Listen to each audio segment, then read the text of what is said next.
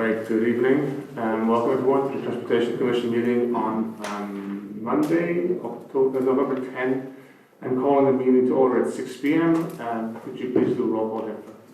Yep. Nick. Here. Mark. Here. Brooke's not here. Brett's here. Yes. And Raymond. Here. And Eric. Here. Thank you very much. Thank you, Jennifer. I'm seeking a motion to approve the agenda. So moved. Seconded. Thank you. We have a motion to approve and second the agenda. All who voted in favor say aye. Aye. Aye. Those opposed? Motion carries unanimously. So this is now the time for a brief announcement from city staff, commissioners, council member liaisons, city staff. Would you want to lead with this? Sure. I have one announcement today, and it's that the subcommittee coordination, I'll be sending you guys an email in the next week or so to start talking about establishing your subcommittees and moving them forward. We're probably not going to launch the subcommittees until January, but we're going to start some groundwork now. Thank you, Jennifer. Commissioners, anybody with an announcement, brief announcement? I have one that I thought was at least useful to share in general, and that is that recently the CARB, California Air Resources Board, decided to end the e-bike incentive program that they had put in place not that long ago. Actually, it had been programmatically rolled out. There was lots of buy-in, people trying to get access to having income-based incentives for e-bikes. And unfortunately, they for now have decided to stop that program and route the remaining funds into rebates for people to buy electric cars. And I think that is helpful for this community to at least be aware of. Hopefully, there's a movement on the foot to try and find new funds to refund programs like that. City liaison? Just if you want to have some fun watching, we had a very robust city council meeting last week, and discussing village farms and transportation issues came up, and we had some lovely public comment. And feel free to listen. We only went to 2 a.m., so there isn't that much you have to hear. So enjoy. Thank you. Thank you, and I will just take this opportunity to thank both city staff and city council for their service. I know it went well. Thank you for doing that. Chair.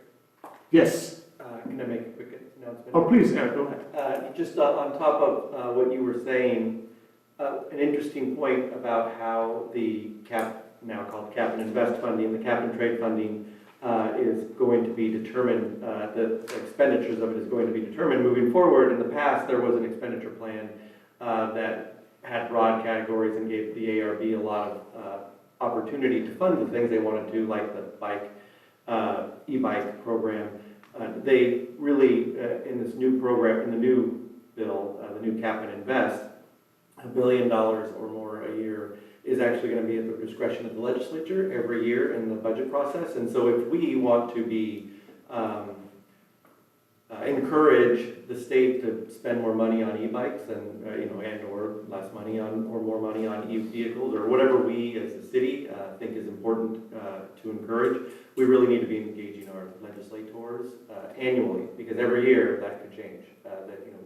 And if we got someone like Assemblymember Aguilar Curry to champion for us and for the state, for example, rebates for e-bikes, we could maybe get that in every year. It's just that ARB is going to have a lot less discretion at this point, and the legislature will have more. So, that just lends itself to the idea that the city engage with the legislature a little bit. Thank you for that very useful context and guidance on how to move forward. Appreciate it. So if there's no more further public announcements, I'm going to open up the meeting for public comment.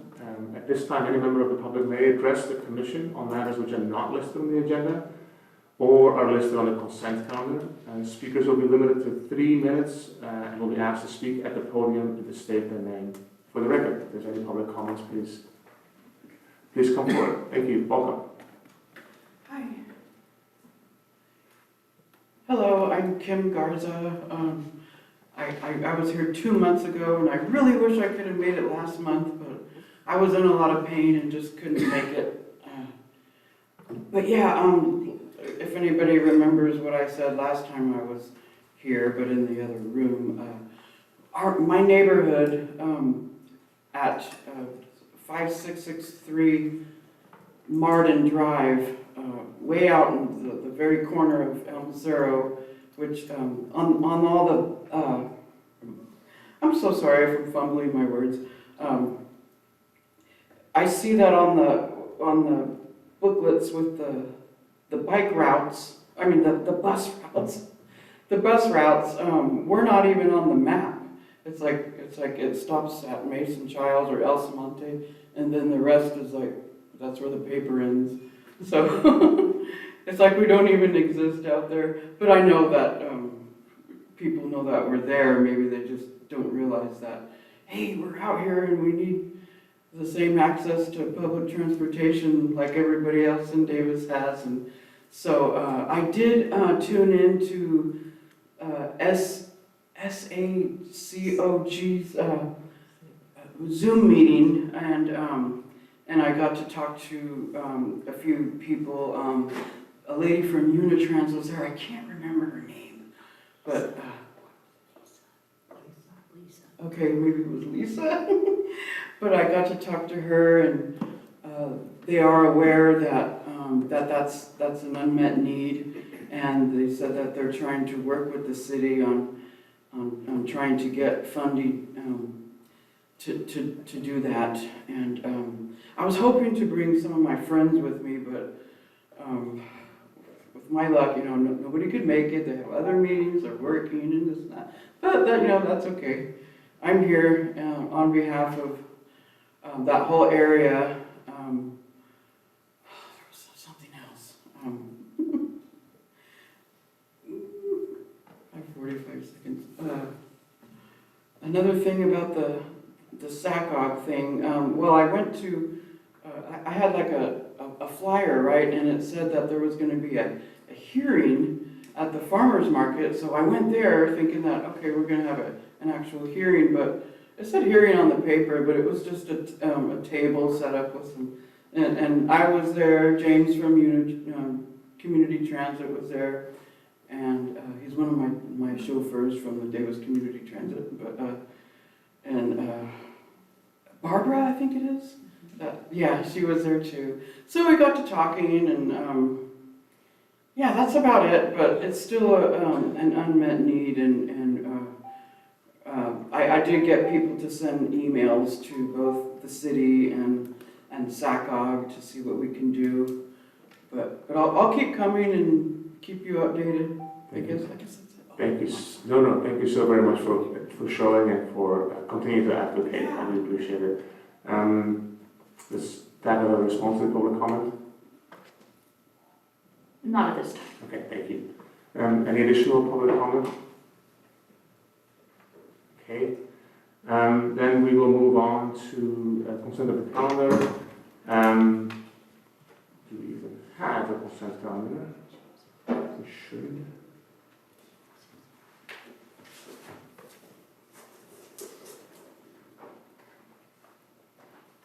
All right, so we have to approve the minutes from last month's meeting.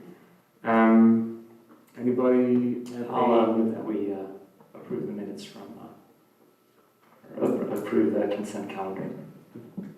Second. Okay. All in favor say aye. Aye. All opposed? All right, thank you. That carries unanimously. Jennifer, can you help me out for a sec? Can we still do friendly amendments to the minutes from last month? Whoa, you Oh, just. is that what I just approved? Yeah, you Okay. just approved them. I hope my colleagues will allow me to make the tiniest but for clarity important meeting, line 195. There was a comment that I made that says eliminating parking on both sides of internal streets. That can be read two ways. I wasn't intending to make that possibly be read as eliminate parking on both sides of each street, but on one side of each street. So if you can clarify that that's eliminate parking on one side of internal streets. I hope my colleagues will allow me that. I'll accept that friendly Thank you. amendment. So with a friendly amendment, can we again vote on approving the consent calendar and the minutes? Can I have a motion to reapprove? Yeah, so moved. Second? Someone? Well, can I stop you? Please, So, Jennifer, go ahead. We had a motion to approve and a second already, and then we've had the friendly amendment, so the person who made the motion, which is Brett, and whoever seconded, they need to agree to that friendly amendment, and then you can just go to an approval. Okay, so our commission will be agreed to the friendly amendment, so I will move to. Then ask the person who seconded, I seconded and I agree. Okay, thank you. and then do your vote. Okay, so let's redo the vote. I thank you for bearing with me here. Everybody agrees, say aye. Aye. Aye. Any opposed? Okay, carried unanimously. And with that, we're going to move to regular items. I think the only item on the calendar for today is The general plan. general presentation. plan.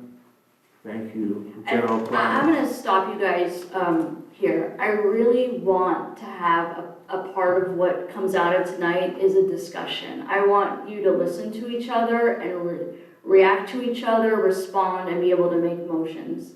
I felt in the last meeting, it was a lot of just individuals talking and not a lot of communication and sharing thoughts and saying, I agree or I don't agree to those thoughts. So tonight, I really want to impart on you to have that discussion. And we have some great presentations that are gonna be coming at you. And just keep that in mind as you're listening, and keep an open mind and try to think about all the different types of road users too. Because this is just not focused on maybe your preferred route or your preferred way of travel, but thinking more holistically as we move forward. So thank you. And I'll hand it off to our planning department.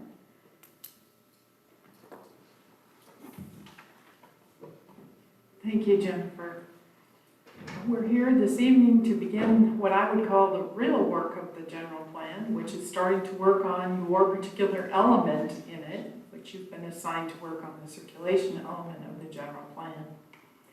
So we have with us this evening Eric Yurkovich, who's with Ramey Planning, or Ramey Consultants, no, Ramey and Associates. I'm sorry, we've got two of them that are so close together, it's unreal. And we have Bob Grady, who's here with Fair and Piers to talk about the particulars of transportation analysis that's being done and has been done. So I'm going to let them take it away.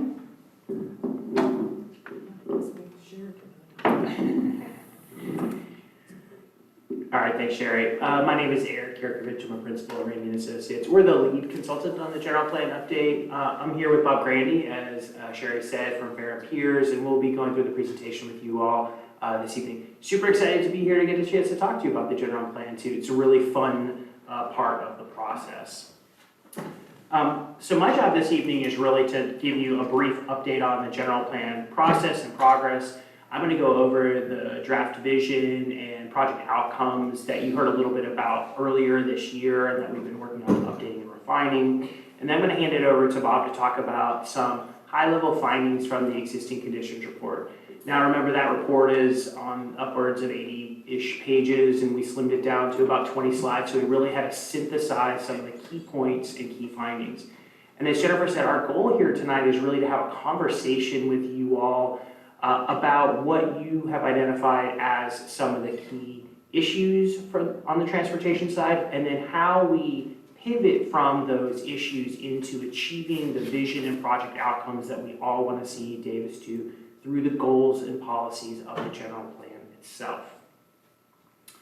As a little bit of a reminder, every city and county in the state of California is required to have and regularly update their general plans. There are 8 mandatory elements, of which circulation is one of the mandatory chapters. The state provides cities and counties a lot of different kinds of flexibilities and topics they address, how they address them, how they organize, so long as you meet some minimum statutory requirements.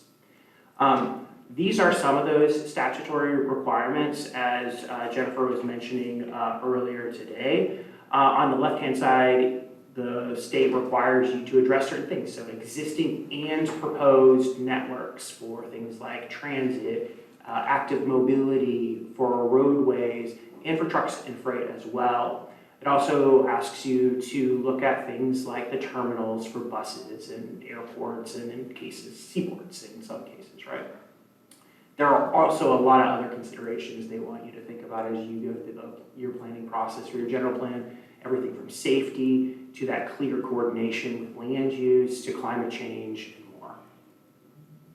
Again, though, there's a lot of flexibility in how we address these in the plan itself. I would say at the heart of every general plan update is the land use map itself. And land use is essentially how we organize different activities within the city. So where we plan for housing, where we plan for jobs, where we plan for community amenities. Those land use decisions affect how we travel, how well coordinated and our well-being is, and how sustainable our communities are over time.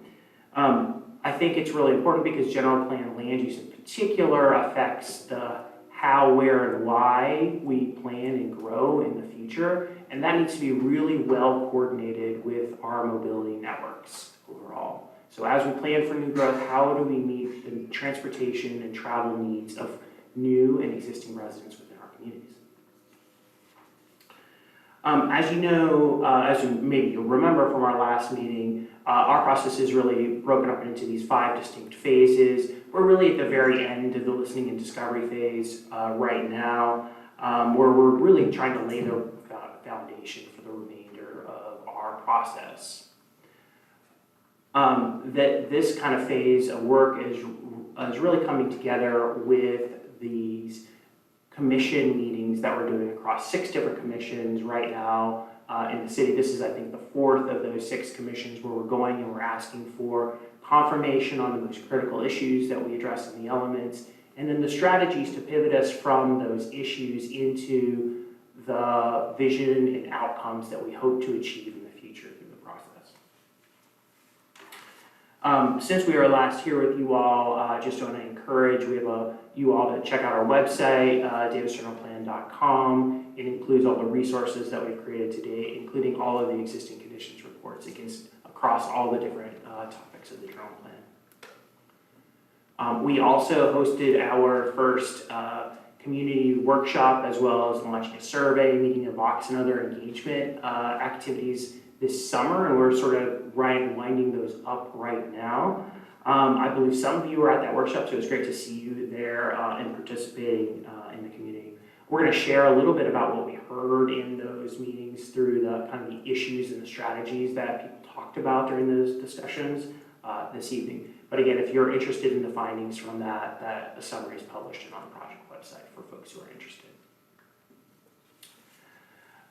Before we get into the existing conditions, we did really want to root our conversation in the vision and values that we're trying to achieve through this process.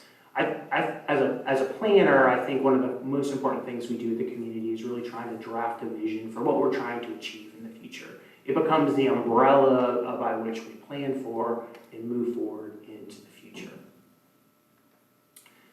That vision is underpinned by what we have 4 different sets of project outcomes. These project outcomes really help to provide some guardrails or parameters for us as we go through the planning process and drafting the strategies, the policies, and the implementation activities that become the foundation of the general plan itself. Specific to this, there's some of the outcomes focus on healthy and resilient communities. Those overlap a lot with the mission and role of the Transportation Commission in terms of active transportation, climate-ready communities, complete neighborhoods. So there's a lot of overlap with the work that you are doing here today. We also have outcomes related to engagement, city leadership, and document preparation. And again, these are here in your packet for your review this evening. Now I'm going to kind of switch gears a little bit, and we're going to give you that high-level summary of existing conditions. I'm going to start and talk a little bit about jobs and population. I'll hand it over to Bob to talk about the transportation and mobility topics specifically. And again, we're not here this evening to seek feedback on the existing conditions reports themselves, but rather to confirm that we're on the right track with the issues that we're looking at, and to really start to think about the strategies and the policies we want to move forward as part of this general plan process. Now, we always start, one of the really baseline things we start with is just understanding what's happening in communities in terms of their demographics. So the city is the most populous in Yolo County, as you all know. It's about 65,000 people. It's been growing pretty significantly since the 1990s, but has had a little bit of a dip over the last 3 years since the pandemic. At the same time, we have a really interesting transition in age that's happening across the city, but also across Yolo County and the state of California overall. In the last 13 years or so, we've seen about a 60% increase in the population age 65 and older, and we've seen kind of a proportional 20% decrease in the population under age 18. Now those track with the trends that you see in the county as well as the state, but they are happening more quickly here in Davis. As the city continues to grow, it's led also for an additional need for affordable and workforce housing here in the community. As you all probably remember, during the city's 6-cycle housing element, you had a requirement to plan for about 2,000 additional housing units over an 8-year period. So that's 2021 through 2029, if I can do the math in my head. Simultaneously, there's some additional capacity in UC Davis's long-range plan for about 2,500 students and about 3,000 employees, although it's a little unclear about whether they're going to be able to continue meeting those goals for students and employees by the time frame of the long-range plan. Now, with that, I'm going to hand it over to Bob. He's going to talk more about the specifics of the transportation ECR itself. Thank you, Eric, and good evening, Commissioners. There's 2 parts of my presentation. I'm going to talk a little bit about some of the existing condition report highlights, and then I'm going to talk about the transportation element and some policy thoughts for you as you move forward with the general plan discussion. Next slide, please. So before I dive into travel patterns, I would just want to say I would take some of the data with respect to travel with a little bit of grain of salt. When we look back over the last 6 years, going back to 2019 and pre-COVID, there's been a pretty significant evolution in travel data. So we're looking at ECS data from 2023 now, and I would say from 2019 to 2021, there were big changes. To 2023, there were big changes, and we're still seeing changes now in the way people travel and work from home and so forth, and how that influences the modes of travel and so forth. So what we're showing is 2023 data. I can tell you if we had 2025 ECS data, my suspicion is it would be different. We'd see a continued evolution of that sort of, in some cases, a dip in a recovery or an increase in a decline now that we're seeing in some of the data. So let me walk through that and just highlight it. So first I'll talk a little bit about the jobs housing imbalance, and this has been an issue for going back, say, more than a decade in Davis. The 65% of residents commuting elsewhere for work does not take into account residents who work from home. If you take into account residents who work from home, it's more of a 50-50 split. So just to give you a context of the effect that work from home has on the percent of residents commuting. And so in the middle, you'll see the work from home rate now is about 23%. So just to give you a sense of like that, when I talked about the evolution of the data, you go back to 2019, a lot of Northern California counties were sitting in the mid-teens in terms of work from home percentage. During COVID, that went up into the mid-30s. Now we're back into, like in a lot of counties, the 25% range, and it's been declining. So we've had this peak, it's coming down. We're seeing the work from home rate declining across many different communities. Along with that, the decline in work from home rate has been an increase in VMT, and you see that on freeway congestion in the region, and I'm sure you've all experienced that, particularly on I-80 and particularly eastbound in the evening. where the highest congestion levels are seen. And this was pre-construction, which is going on right now, looking at pre-construction data, but I think it's just exacerbated by the construction. So this shows pre-COVID 2019 versus 2023 ACS data. You'll see an increase in drive alone through 2023 and a slight dip in carpool, public transportation, and bike usage. We've seen those, particularly public transportation and bike percentages, kind of climbing. So if we had 2025 ACS data, I suspect those numbers would be higher. That's what we're seeing kind of across the board is a slower recovery on the public transportation side, and it varies by type of service that is provided. Generally speaking, commute service is not recovered as much as local transit service. So to the agencies that provide local transit service have seen a greater, faster recovery than those that serve primarily a commute market. So a little bit about the road network, and this map shows the classification. So this is one of the things that Eric mentioned. There's a key element of the transportation, key portion of the transportation element is the designation of arterials, collectors of the local streets, and roughly you've got 20% arterial streets, 20% collectors, and the rest primarily residential streets throughout the community. What I would say with respect to the network is we would expect to have more conversations coming up in a few months when we come back and discuss land use, because there's such an inextricable link between transportation and land use. This discussion about network and what you're thinking about in terms of network changes will be a more robust conversation when you see the sort of land use options that are being considered as part of the plan. So I definitely expect there'll be a lot more discussion on this going forward with the commission. This shows truck route designations for different streets, and you can see a lot of, in the pink, a lot of the county routes where you see agricultural traffic occurring, and a lot of those feed into the arterial streets that serve the city. You also see the Caltrans designation on the state highways system. So in terms of transit, the providers are all listed on the left. All of them have seen monthly ridership levels declines. They're all still lower than pre-COVID 2019 levels, but they're improving. They're recovering their ridership. I would say Unitrans has probably recovered the quickest, Amtrak's kind of just behind, and YOLOBUS, who serves a lot more commute traffic than has seen the slowest sort of recovery, if you will, which is what we've seen at agencies across the board, across Northern California. This is a map of bus stops in areas that are currently served. So this is in the existing conditions report to show where the stops and the routes are located. And they're differentiated between the YOLOBUS versus the Unitrans stop, YOLOBUS in red, Unitrans in green. So it gives you a sense of the coverage.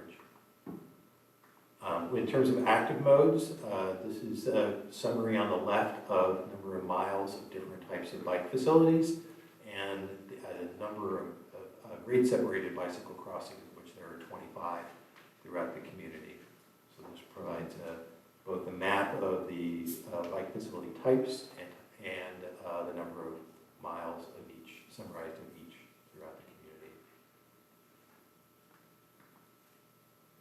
Pedestrian facilities, so in blue you see all the sidewalks. There's pretty good coverage in terms of having sidewalks in most of the majority of the city streets on at least one side.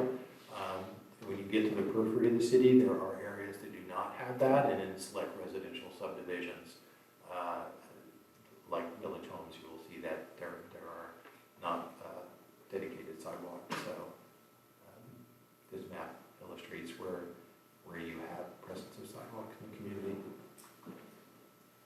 I'll talk a little bit about safety, and the LRSP that was completed in 2023 has an extensive amount of data in it. So a lot of what you'll see in the document is from the LRSP, but we looked at collision data from 2022 through 2024, which is the next 3-year window after the 10 years of data that was collected for the LRSP. We found that the data was pretty consistent, looking at the last 3 years compared to the decade before. Most common contributing factors are unsafe speed, failure to yield by autos, and improper turning. Those are what contributes the most to collisions This graphic shows the number of collisions by year in 2022, 23, and 24. You see there was an increase in 2023. It's come back down in 2024.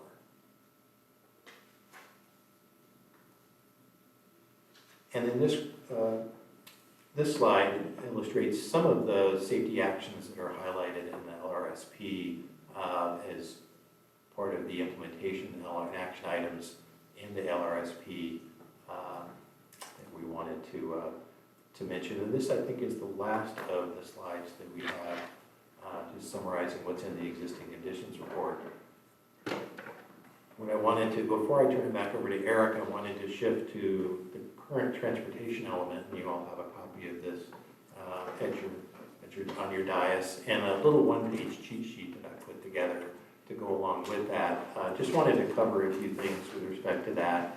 While the last major update of the general plan was 2001, there was a major rewrite of this transportation element in 2013 by a 12-person citizen panel who, so there's been a complete revamp, essentially midway between the last major update and the current update. So, and that update includes a vision, 4 goals with 8 embedded objectives, and 6 policy sections with 36 policies. So it's a fairly expensive circulation element. The vision, which is, I'll read it to you briefly, it's on your cheat sheet. Davis will be a place where people have safe and convenient options for accessing destinations in an environmentally and economically sustainable manner.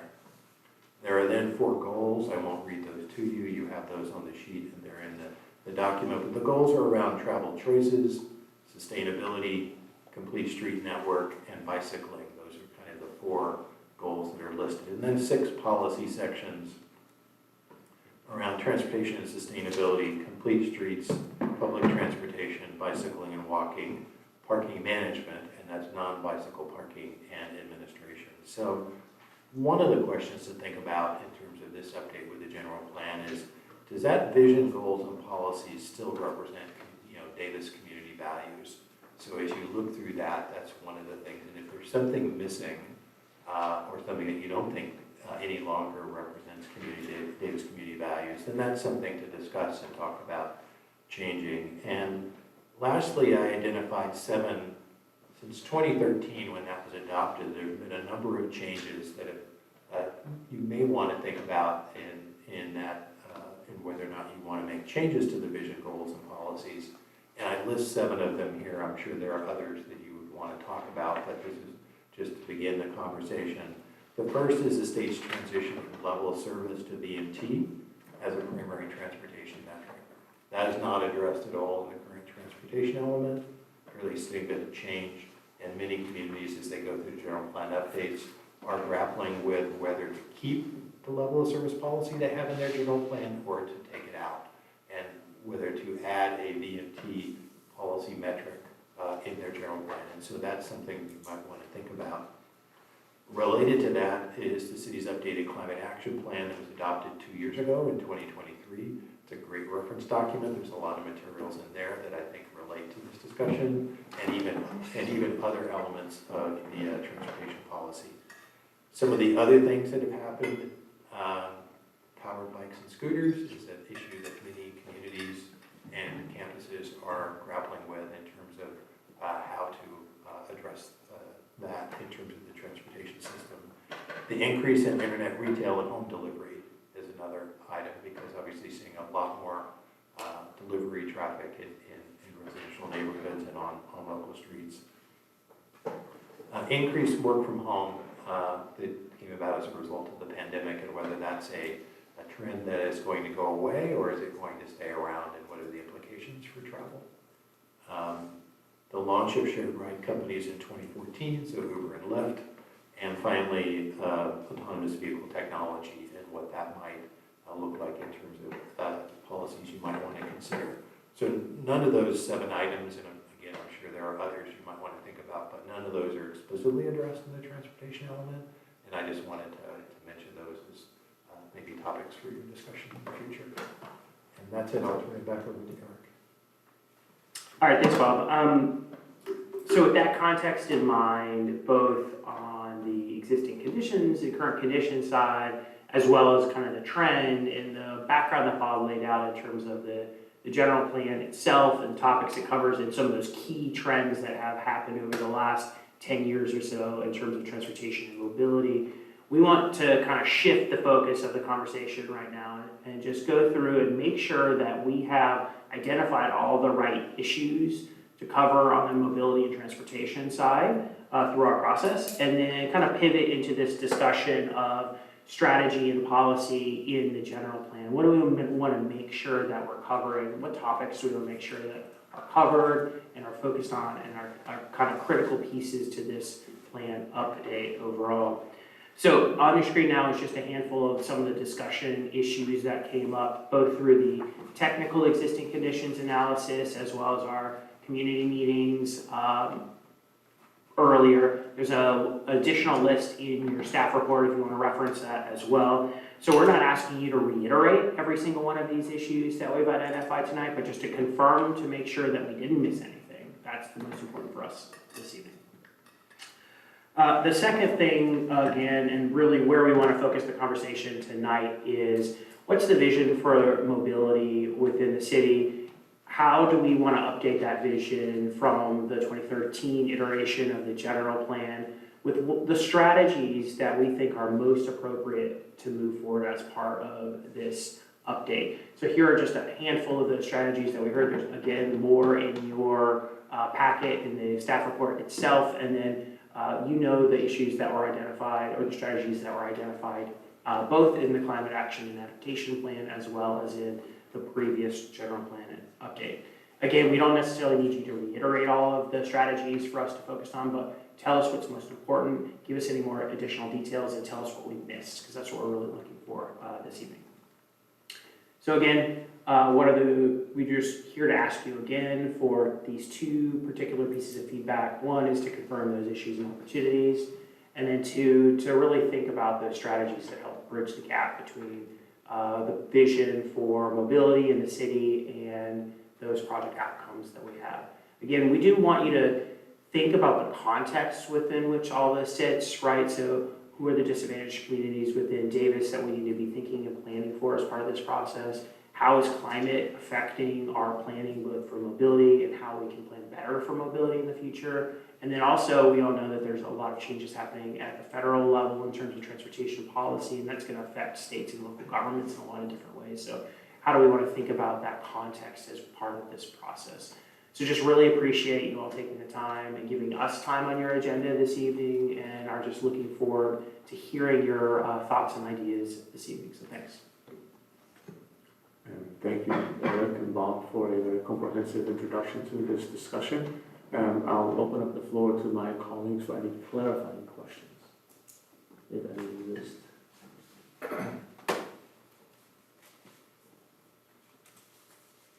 If nobody else has one, go ahead. I guess I do. Can I go? A clarifying question. You know, as I was looking through the existing general plan transportation element from 2013, it has lots, as you mentioned, I think, like 36 recommendations, or I don't remember all the numbers that you said, but a lot of recommendations in it. What, can anybody tell me what effect those have on anything? I mean, I'll give you an example. There's a policy, Trans 6.4 Goal 2, provide sufficient funding to construct and maintain the transportation facilities needed to achieve the city's transportation goals. Actions, assess fees on all new developments, develop new funding sources, investigate additional sources for funding, consider use of pricing. I'm going to say all those things, I'm just going to say, like, those things need to be in this general plan update. I mean, they're important. That was 12 years ago. They're still important today. You know, I'm not sure I can name a whole bunch of examples of where we've considered the use of pricing in the city of Davis, where we've developed new funding sources for maintenance of roadway and pedestrian. I mean, I'm just curious, like, to what end? Can somebody tell me to what end the goals in the general plan reach? Or are they just these things that we talk about and then in 15 or 20 years we'll update it and they'll all still be in there and we'll just say, yep, those are still important. Like, I don't mean to be critical, I don't understand what we're trying to accomplish or how what we say matters, I guess. Can someone help me with that? Sherry, please. Okay. The general plan is a policy document that is meant to provide a guiding tool for all development-related issues in the city. So with those things that you just mentioned, the collection of fees and the always looking for other sources for income, for ways to improve our roads, and all those things are something that we do every day. And the basis and quote-unquote permission, if you will, that we have to do those things are there in that document. And so we use it all the time to point to, here's where the city council said we should be doing this. And so, yeah, you're right, we'll probably put something very much like it in the next general plan and probably the one after that. But sometimes you just have to keep those things in mind. They kind of form just a basis, and I don't expect that the next general plan will be a radical departure from the last one, but there are some things in there that we do need to take a look at. That was very helpful and clarifying, I appreciate that. And so then my second clarifying question is, Bob, you mentioned, at the bottom here, several things that are not really referred to in the 2013 plan. I don't know, 6 or 7 bullets. But there are a lot of things that we already think are important that are already in here. Are we to be focusing on things that really aren't in here that we think might also be important? Or are we also going to reiterate, because I think, Eric, you mentioned, are we on the right track? So I'm going to say, yeah, we need more funding for transportation. But that's already in there. Is that worth me saying? Or am I supposed to only focus on things that I also think we need to plan better for our powered bikes and scooters, which isn't really, so what, in what way, what is the general direction for the commission on that, I guess? Are we to talk about the things that are already in there or only about things that aren't? I think that's a really great question and a good clarifying question. These are hard conversations, right? Because we're going to pull forward, as Sherry said, a lot of what you did in previous iterations and then layer in new information and new context into that document, right? So I would like you to focus on the things that you have not seen in your general plan or in the strategies that have been identified thus far, and to focus your comments on those. If there's a point you really want to emphasize and you don't want to go into too much detail, but say this is really important, we should make sure funding is front and center in this conversation, that's okay too. We'll take those as kind of priority and emphasis from you all as commissioners, but you don't have to tell us go into a lot of detail about that, if that's helpful. Thank you, that's very helpful. I just want to reiterate what I hear is you'd like us to focus on what we haven't really addressed in the existing plan in our comments and discussion tonight. Although if we want to bring up issues like funding, which I will bring up, we're able to do that too. Yes. All right. I think, correct me if I'm wrong, Eric, but we would also like to hear if there are things in there that you think don't work. I've had worked on other general plans in other cities, and that was one of the things that we were trying to fix about the adopted document, were the things that we have been trying that really weren't working. Thank you, that's helpful. I was actually going to ask a clarifying comment in following up on what Eric brought up is, to what extent are we assessing, we have a great document here with lots of really good sounding things, where did we succeed and where did we not meet our goals, and for what, and are they still our goals, and if so, why did we not get to where we wanted to be, and how can we get there going forward? I see you nodding, so I think you very much want us to do that as Yes, well. I think ultimately that is absolutely where you will have to end up. It's real hard to do that in a first crack at it kind of meeting like this, because there are a number of factors that are going to come into play that you all are going to have to take into consideration. For example, we don't have a land use plan yet. We have our existing land use plan, but the Planning Commission subcommittee is going to come up with what land use plan they think we are going to have to or need for the next 20, 25-year document, which could include things that don't exist today. And so then in turn, the transportation element needs to work hand in hand with that land use element. And so there may be a little bit of back and forth that has to happen between the two groups before we can land on an actual plan that everybody agrees on. Okay, thank you. Randy, do you have a question? Do I have a question? Okay.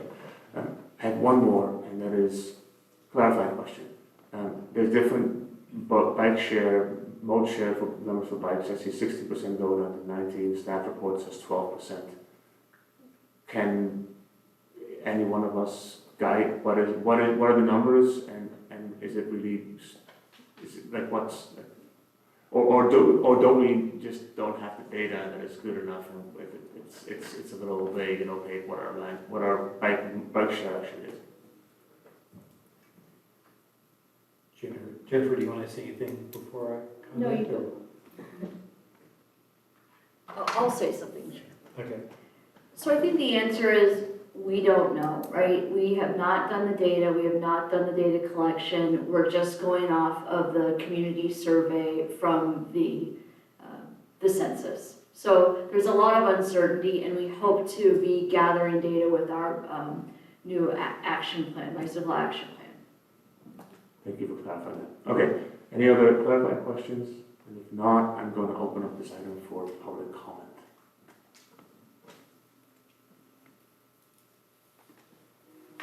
If there are any public commenters, and if not, I don't know if we expect to have recorded public comments. No. That means that we can open up this item for more in-depth discussion. Is anybody willing to open up this depth? I wanted to touch on something that Eric started off with. And I realize this is just a draft plan. The identification of the issues and identification of various solutions, I think there needs to be a little bit more context there. I mean, if it's just, we have too many bike accidents, we have too much VMT, solution, we need more transit, we need more bike infrastructure. I'm sure there's something in the old plan that addresses that. And I appreciate this sheet here where we have these bullet points explaining what has changed since the last plan. I mean, clearly the increase in VMT during the pandemic. I mean, that's a major factor. But I mean, I thought to start off with, in terms of starting this conversation, giving a bit of some context to these issues and the solutions. Obviously, we haven't had a lot of time to review this. We don't have the raw data that you guys have. But I mean, at least this is one way to start off.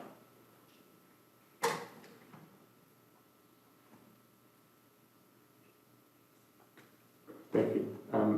I can, if nobody else is jumping to the microphone, maybe offer a general suggestion to, this is not a specific recommendation, except for, I think it would help if we helped everybody who's part of this discussion. Sometimes people are deeply engaged on the city side, on the council side, on the commissioner side, but also those in our community who show up once and make a comment and then walk away. I think it would tremendously help if we preface this discussion and the document that we're hoping to land on by helping everybody to connect the dots. And it is to articulate, if you complain about potholes, it's an easy thing to do. People love to complain, right? And it's not easy to be on the receiving side of those complaints. Well, there's a reason why those are there. There's a funding reason, but there's also a reason as to what mode shares we all choose. If taking trips is a zero-sum game, like the more people who stay committed to doing all their trips by car, that means that we're all going to be, I mean, if you listen to the Village Farms comments, people clearly don't like many aspects of that, of those types of trips.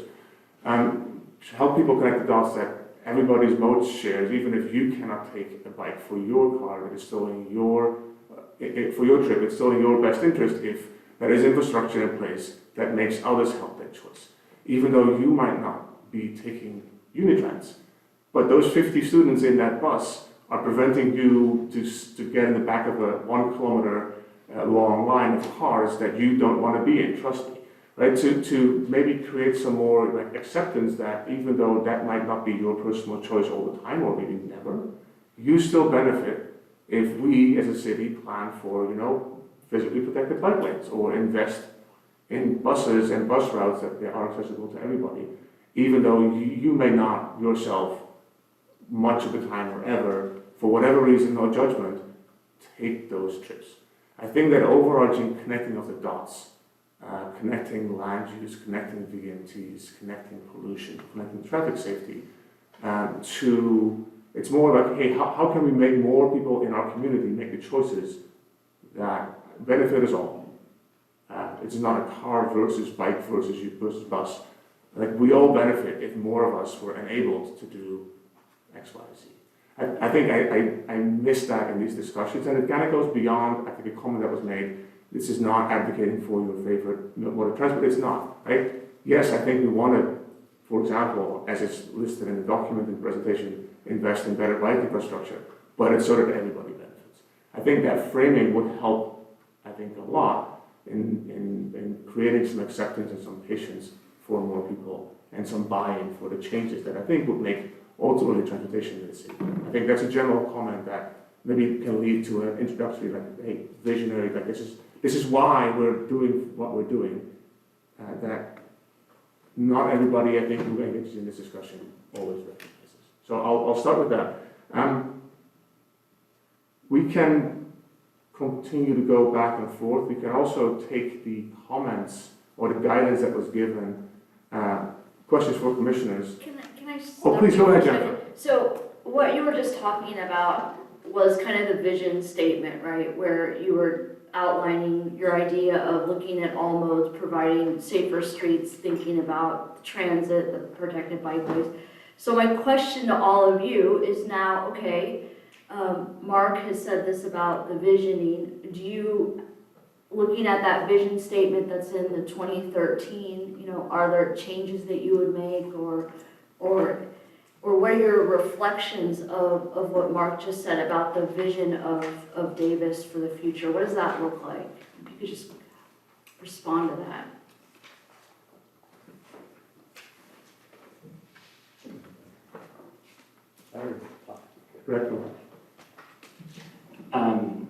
I emailed you some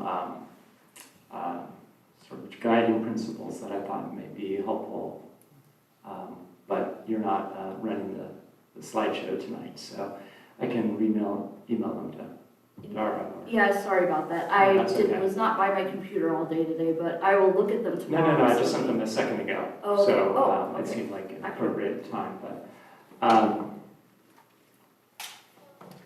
I appreciate, I don't think what Mark said conflicts with the vision. I think Eric brings up a good point at some level. So if we look in the back of the room, we see the city council's, goals.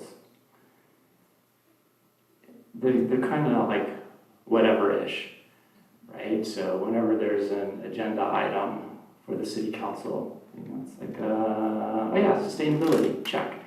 This addresses the city council's goals for sustainability. And I don't mean this in a negative or hostile way, but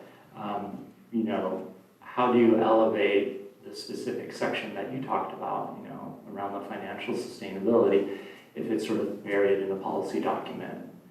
I think, there might be some value in some basic core or guiding principles that are easily summarized, which sort of provide kind of a conceptual roadmap as to how we evaluate different things.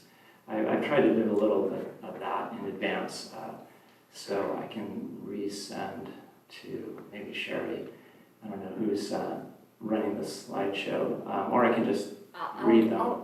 Yeah, if you wouldn't mind if you wouldn't mind just reading them, that would be best, Yeah, I think so that for everyone's in the room. some folks, they might be a little more visual oriented, because I try not to make them long-winded, but yeah, they're a little bit longer. I'll send it to Sherry. Who's running the presentation? Well, actually, it's all set up for us by the man behind the curtain. Okay. Robert's back there maybe, or, okay. So, Well, I'll just read, it's not, earth-shattering, but I think it could provide some ideas, and as Jennifer wanted us to do, talking with each other. And I think it touches a little bit upon what Mark had just brought up. I'll just read the first one. When designing our neighborhoods and community, no single mode of transportation shall be primary. Traditionally, we design around the car. And I'll continue. All major method of transportation shall be equals: walking, biking, transit, automobiles. Exception to this general policy can be made, but the reasons for doing so must be clearly and publicly made. Design shall be made with all users in mind at the beginning, not as a later afterthought. So, for example, this is actually what I wrote. We have freeway overcrossings where clearly the idea of bikes and pedestrians making use of the space was a poorly conceptualized afterthought. And so I'll just point out the Mace overcrossing.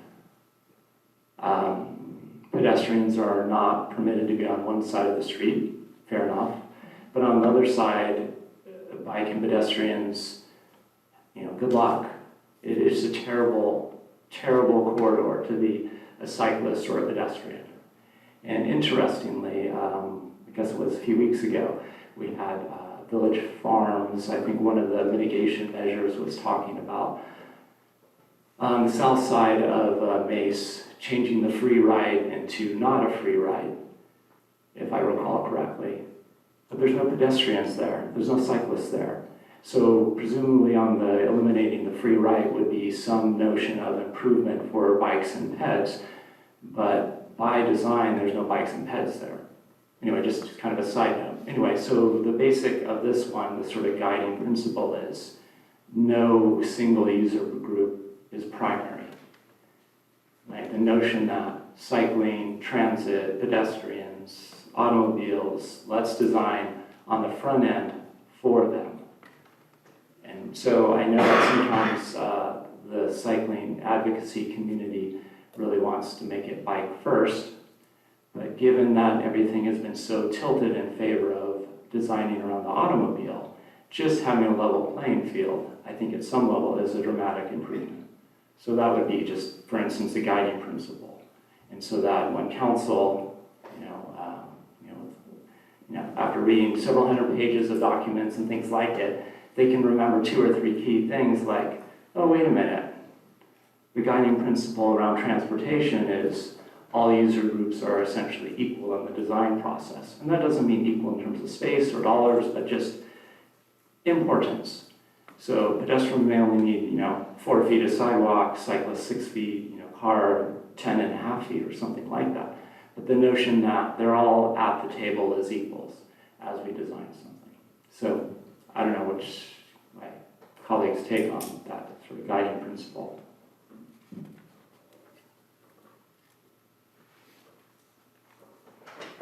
I don't know. So Brett, were you going to go through all 4, or are we just going to do one at a time? Actually, it'd be easier if you did one at a time, so we Okay. could have a discussion about this one. Okay, before I get to that, if it's all right, Chair, I wanted to also comment on Mark's thought and point. I really appreciate what you're saying, and the struggle that I'm having, and I feel like it's reflected a little bit in what Mark was saying, or maybe what Raymond was saying. I don't know, but I really appreciate, Sherry, your perspective on, and I'd forgotten until you said it, the idea that the general plan is a document that staff can use in defense of the things that they think we ought to be doing. They can say, see, look, you said so in the general plan, that's why we should be doing it, and that is true, and that's really great, but, I mean, you know, platitude like, oh, we should explore other alternative, we know there's a funding gap, we know we don't have enough money to maintain the things we have, let alone build the things we want, we should explore alternative ways to fund that, is relatively meaningless, frankly, in my opinion. I think, I feel like what we should recommend, and then the city council will probably say, thanks, Transportation Commission, but no, we won't put that in there, is like, we should either consider charging for parking, or a, you know, citywide sales tax, or, you know, something that raises a significant enough amount of money for us to maintain what we have, because our roads are in really bad shape, and, explore the other things that we really want, and that we keep hearing from our community, like, how do we get across Mace if we're not in a car? Or across the highway on Mace if we're not in a car? Like, it's just almost impossible. I am 100% with you. And now we're, you know, Unitrans is talking about changing their route so that the route won't even cross there. So you can't even use transit anymore. So now you're going to either like make this big loop, either on a bike or in a transit, or you're going to get in a car and cross it. And that's just, you know, that's poor planning. Anyway, long story short is, I want to make recommendations like we should explore one of these 3 funding options. But instead of something along the lines of what is already in there. And I don't know, or I also like, you know, I mean, I feel like Brett's recommendation is really good. Like, in every development discussion moving forward, every mode should be considered, you know, should be considered equally. All user groups should be considered equally in the development and the design of all transportation, fixtures in the city. I think that, you know, that's like a real thing. Not, it would be great if people considered all user groups. Like, no, like all user groups will be considered. And I don't know if that is appropriate in the general plan or not. And that's why I'm struggling with this whole conversation. And I feel like maybe I'm not the only one up here who is. So maybe someone could help me, tell me where I'm wrong or what I shouldn't be doing. You could put that in as a policy. Oh, okay. All right. So I'm gonna. Now, you have to get a lot of other people to agree with you. Oh, yeah. Oh, I get that, but I feel like, I mean, if we don't say it, then, you know, you'll never happen. But if at least we say it and get told, sorry, we're not gonna include that, I feel better. Alternatively, though, let me say the opposite view of that. The more broad your general plan policies are, the greater flexibility that the city has in its operations. So when you make a policy very specific, it does tend to limit our options. So sometimes it is appropriate to be very specific. Like, let's say we were going to do a new planning area in the city and you all wanted to change the road configuration, the cross-section for what roads might look like. I don't know, let's say it's 4-lane road with a center turn and bike, you know, class 4 bikes on lanes on the sides and landscaping and all this stuff. This would be the time to start generating those kinds of policies. Thank you, that's helpful. Like similar to Mark's suggestion in last meeting of why is there parking on both sides of the street? Like if we could make a recommendation like all future developments should plan to have parking on only one side of the street so that it creates the space for, that seems like a reasonable recommendation. Sure. So I'm gonna respond to what Brett just said and maybe offer a friendly amendment. Rather than suggesting that they should be considered equally, they should be considered. And I think there can be use cases, and I speak from experience in cities where they purposefully separated vehicle traffic on arteries completely from bicycle traffic, and what that does is it avoids the conflict that drives the collisions regardless of who's at fault. There was a discussion at this commission meeting the last time about a ped bike crossing over Covell. That's another example where you would not make that particular feature for all road users. So rather than considering equally, you want to consider it to be baked in from the beginning. And sometimes the solution then is make a road solely for cars because it's a high-speed arterial and make physically separate and route the cyclists and the pedestrians elsewhere. But it should not, none of the road users should be an afterthought. I think we're all in agreement that nobody here is planning for a no-car feature. I think we want to be, but we also don't want to, as Brett was saying, putting in everything centered around cars and parking and then figure out where everybody else goes. Yeah, so this is maybe where seeing in writing would be helpful, because the intent is essentially that the advocates and the designs, that the people are sitting around the table, and there will be some cases where one mode is not appropriate, or it does not mean that the design is equal for all user groups. It basically means that some are not sitting at the children's table, that, you know, the adults are having their meal, and then, oh yeah, the bus person, or the, you know, the cyclist, oh yeah, here, we'll do this, right? It's during the design phase, during the planning phase, all are considered, and, you know, they're probably not gonna be, we're creating a little cul-de-sac, we're probably not gonna have a, you know, commuter bus service, you know, doing some little teeny loop, right? But the important part is that the principals, the people, those various modes are considered on the front end, and then what I said is exceptions to this general policy can be made, but the reasons for doing so must be clearly and publicly made. And so the idea being, you had mentioned a specific, you know, segment. Oh, it doesn't really appear appropriate to do this here because right adjacent to it, we already have this, you know, multi-use path. And so why would we try to, you know, juggle, you know, these other uses, right? So again, just everyone sits at the big kids table, not at the little kids table. So should we, oh, I'm so sorry, James, go ahead. Yeah, I like what I'm hearing from this discussion so far. One thing that I would say is I think it would be better to not group people as being users of a certain mode or not, because really, at the end of the day, the way that people choose to travel should be, you know, able to vary over time and over circumstances, and it doesn't define the like groups and their needs to get to certain places, participate in certain activities. It's more like a means to an end. And so rather than phrasing it in terms of the users, it would be like each travel option is considered, like, is given equal consideration in the like the discussions, the planning, when making, you know, decisions about transportation policies and plans, infrastructure development, things like that. And I appreciate you distinguishing the idea of like giving these different travel options equal consideration, but like that's different from saying that they're like treated equally and that the outcomes for the different options are also equal. I think that's an important distinction to make. Yeah, I appreciate your suggested improvements, and absolutely, and I think you've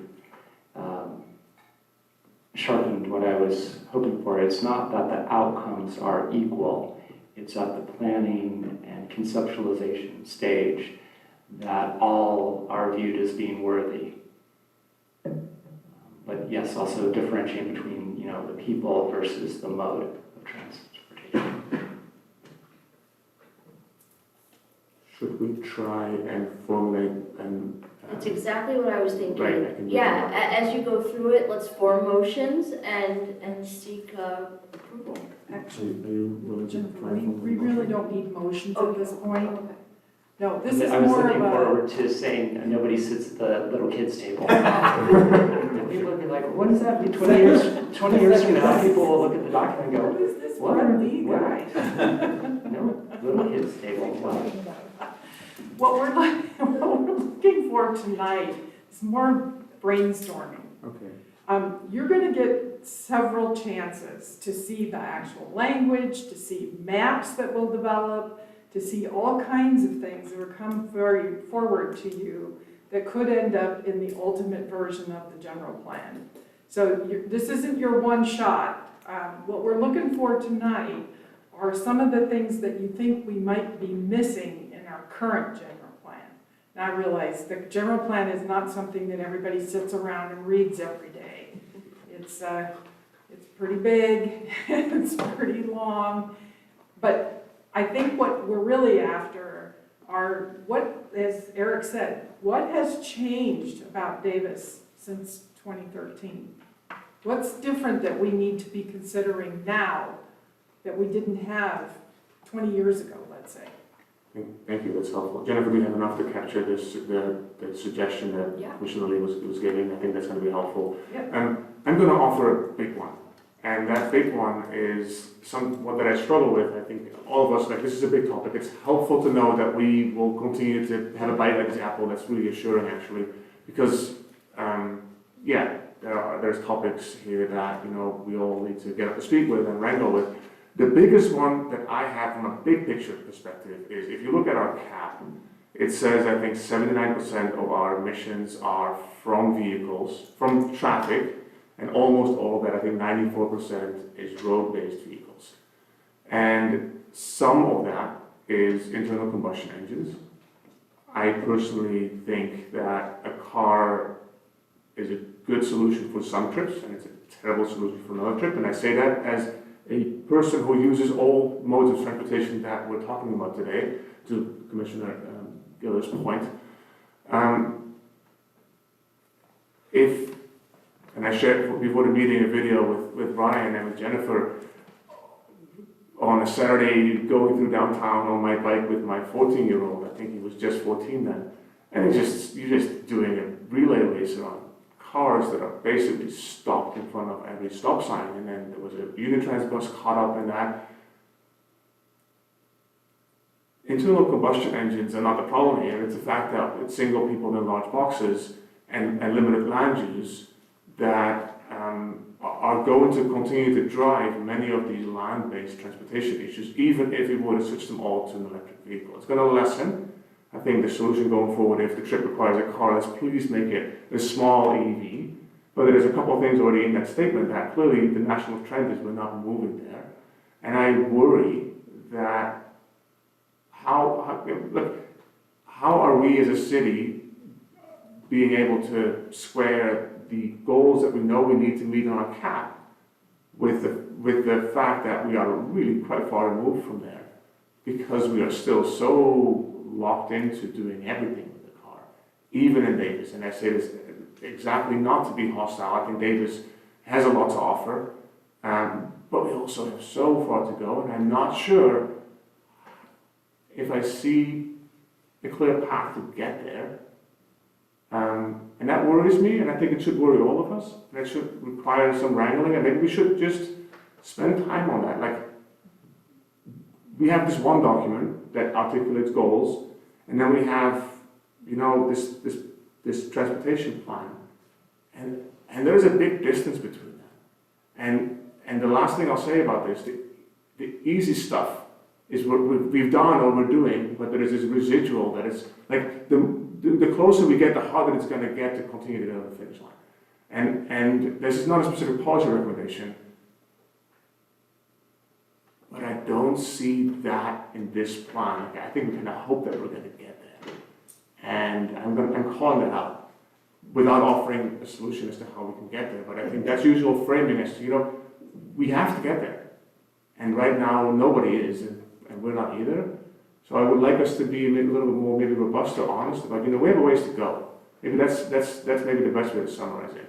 We can't, business as usual in transportation is not going to have us meet our cap goals. And I see Bob going for the button, so if you want to respond to that, please go ahead. Yeah, a couple of quick thoughts I had. One is, it's often, what you're talking about is often referred to as a seat utilization issue, right?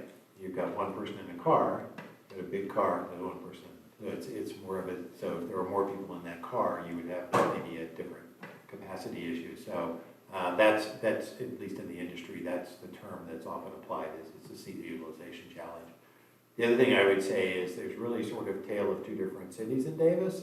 There's the travel to campus, which has a very different mode share, right? 40% bike, 20% bus, right? That's very different than everybody else and the way everybody else travels around. So there's really it's a tale of two cities in terms of travel characteristics. And I don't have an answer in terms of how you resolve that, but I think that wants to be part of the discussion because there's definitely a difference whether you're traveling to campus or you're traveling elsewhere in town. So those are just a couple of quick thoughts.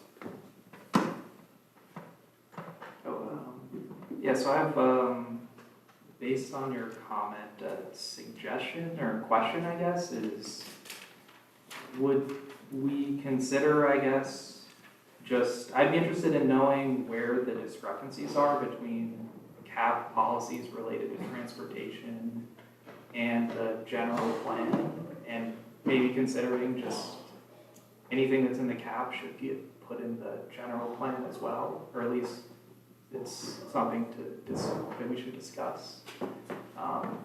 Because those shouldn't be in conflict with each other, I think. And I think that was something that you were getting at a bit. So yeah, I wonder what other people think about that.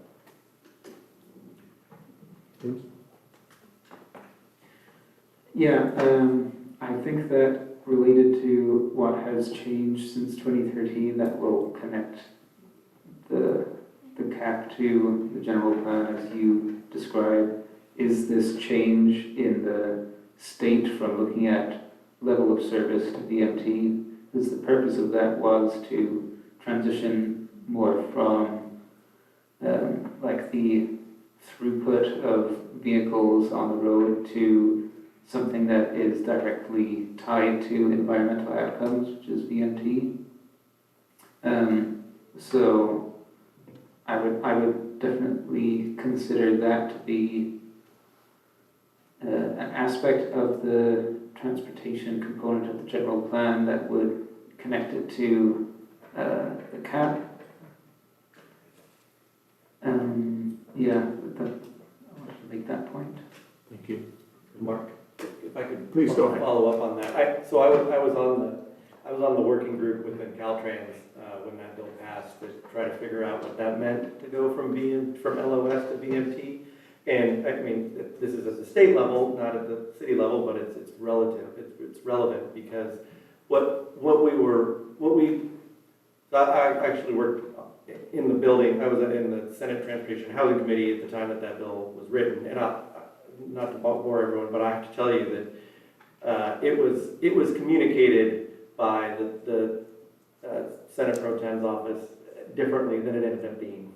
And so, nevertheless, it became interpreted in a very different way than it was. If you go back and you read the bill analysis for SB 643, I think 743, anyway. But long story short, what Caltrans was wrestling with was this idea of VMT. So we talked about this example scenario of a major housing development south of Reading, off of I-5, and Caltrans, with the level of service, they could hold that developer accountable for improving the overpass and the connection to I-5, because the people who were living there were going to go into I-5 and drive up I-5 to work in Reading and drive back. And so there was going to be an impact on I-5, significant impact from this housing development.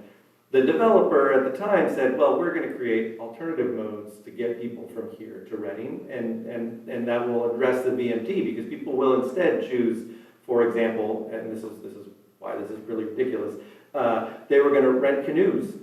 And people were going to be able to canoe up the Sacramento River from the edge of this development to Reading to work every day, and say there would be fewer people driving. And there were bike lanes also, and they were going to improve transit and have committed. But they included canoe rentals as an option to get to work every day in Reading.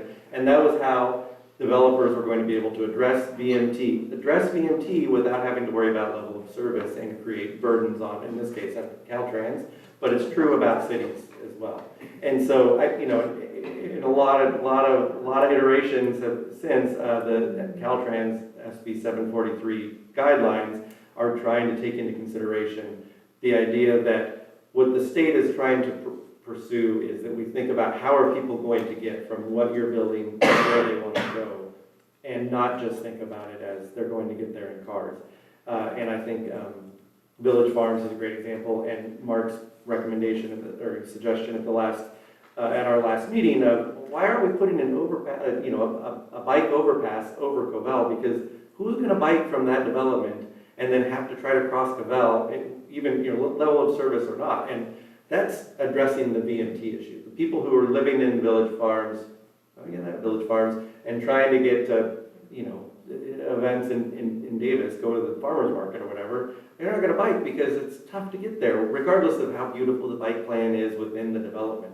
And I think that's what I think that's what you're trying to get at, is the idea that, like, how do we, and we're using clunky words like VMT versus LOS, but what we really mean, I think what James really means is, how is the city gonna develop in such a way that people can get around and without their cars?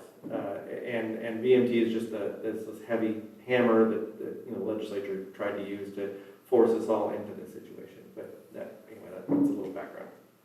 Thank you. I'm gonna follow up on this and maybe make a recommendation that for our internal purposes, for a variety of reasons, we might want to separately formulate like a policy and stance that is regional travel, which is the biggest VMT component, also where we have least autonomy.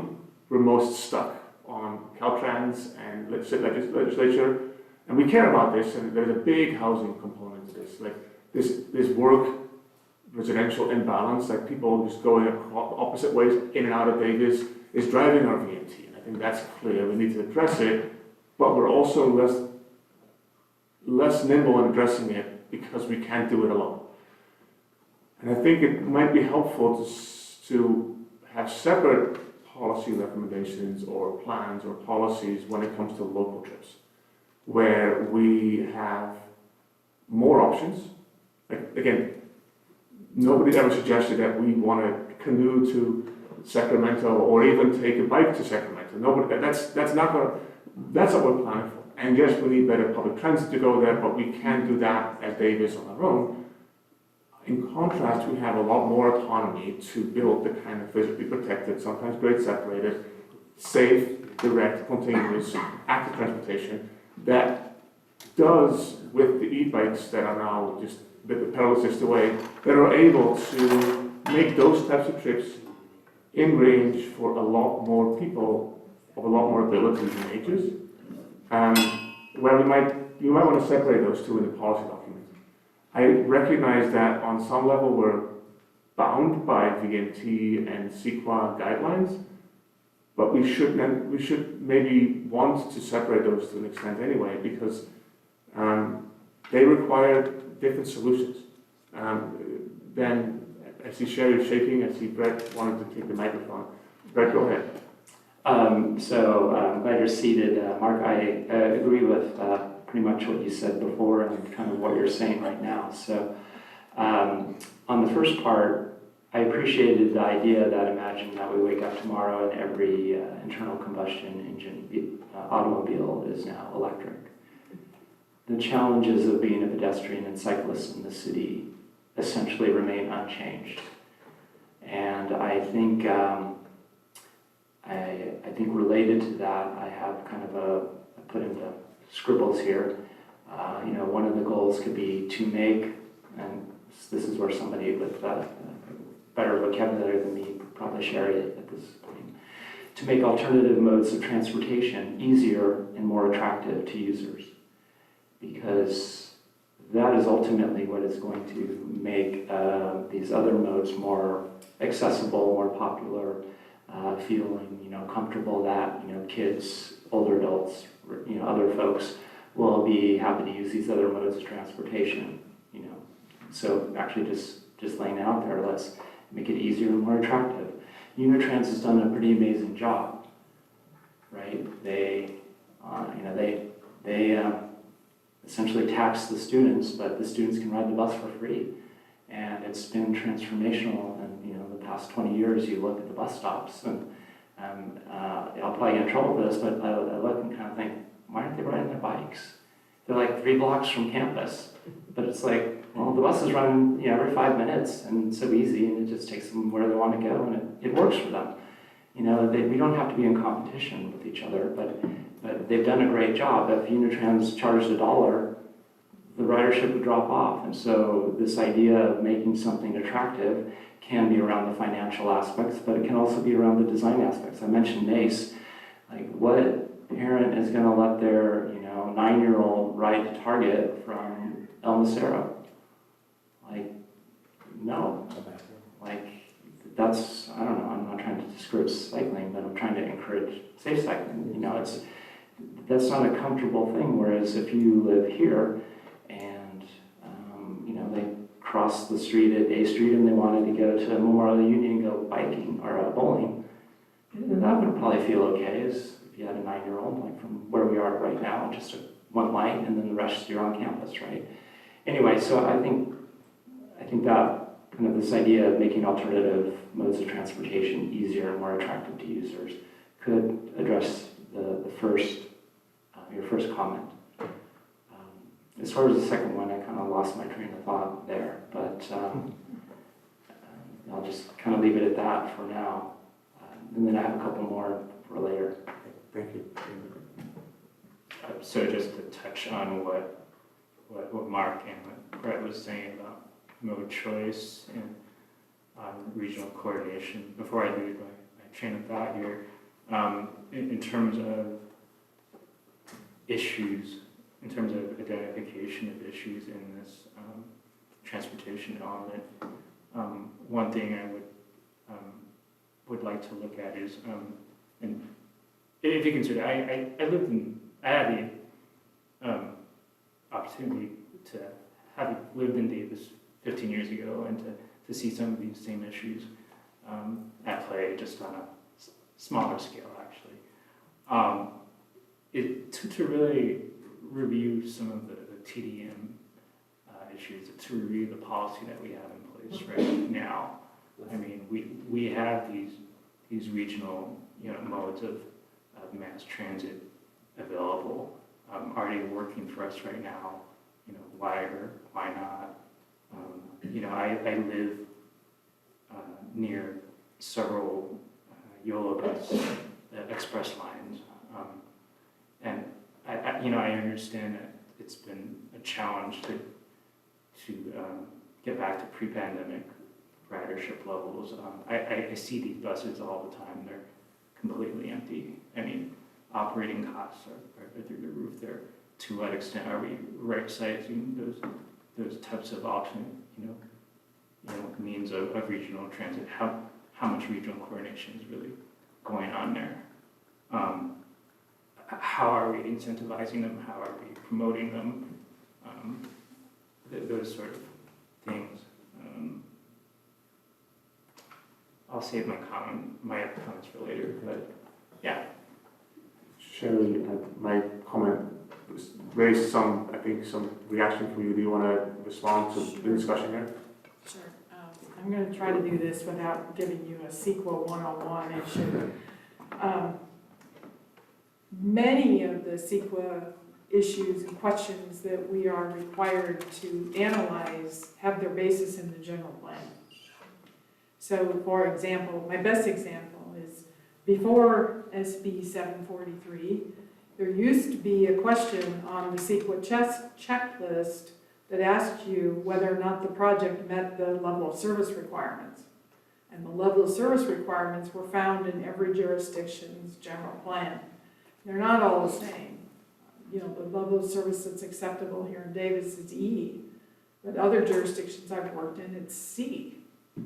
And so it depends on what the local jurisdiction is willing to accept and how their community operates and what other kinds of measures they want to put in there. So I just wanted you to understand that a lot of policies that we evaluate in CEQA actually come from the general plan. It has a very broad reach for a document that people don't talk about a whole lot. I could add just one quick thought on the level of service policy. We have a very restrictive policy in Davis. It says the downtown is exempt from level of service. There are many corridors that are exempt, and the city council can choose to exempt a corridor if they wish from the level of service policy. It also says that no road can be more than 4 lanes, 2 through lanes in each direction, regardless of level of service, even if that violates level of service. So those are all in your current transportation element. So they limit. What happened is in a lot of cities that have a level of service C or D policies, you see roads grow from 2 lanes to 4 lanes to 6 lanes to 8 lanes. It became so big that it became tough to get across those if you're a pedestrian or a cyclist trying to get across those lanes. And so that was part of the local motivation for SB 743, was to say, let's remove that restriction in CEQA that says you have to make the roads bigger and bigger to comply with the level of service policy. And over the years, many agencies, early in my career, I started 40 years ago, they were at level of service C. They started looking at how much it would cost to build the roads and maintain them. So then they changed their policy to D and E, and so you saw this migration over the last 20 or 30 or 40 years of the policy increasing just because it became too expensive to build, and it also had a lot of other negative effects on travel when the roads got bigger and bigger. So anyway, I'll stop there. One other little thing I wanted to mention for a lot of why you were talking about VMT. One of the reasons that Davis's VMT is as high as it is because, quite honestly, we don't have enough shopping and we don't have enough jobs in town. If we changed our land use configuration and had more of an opportunity for those things to occur, I think our VMT numbers would go down. But we have some of the highest in the region, and the reason for that is we are so isolated, meaning we're a community by ourselves, and you have to drive, well, that's Woodland, 10, 15 miles the closest to buy some of the things that people like to buy because we don't have them in Davis. So changing some of that land use makeup would also have a direct impact on the VMT numbers. Yeah, thank you. I think that's helpful.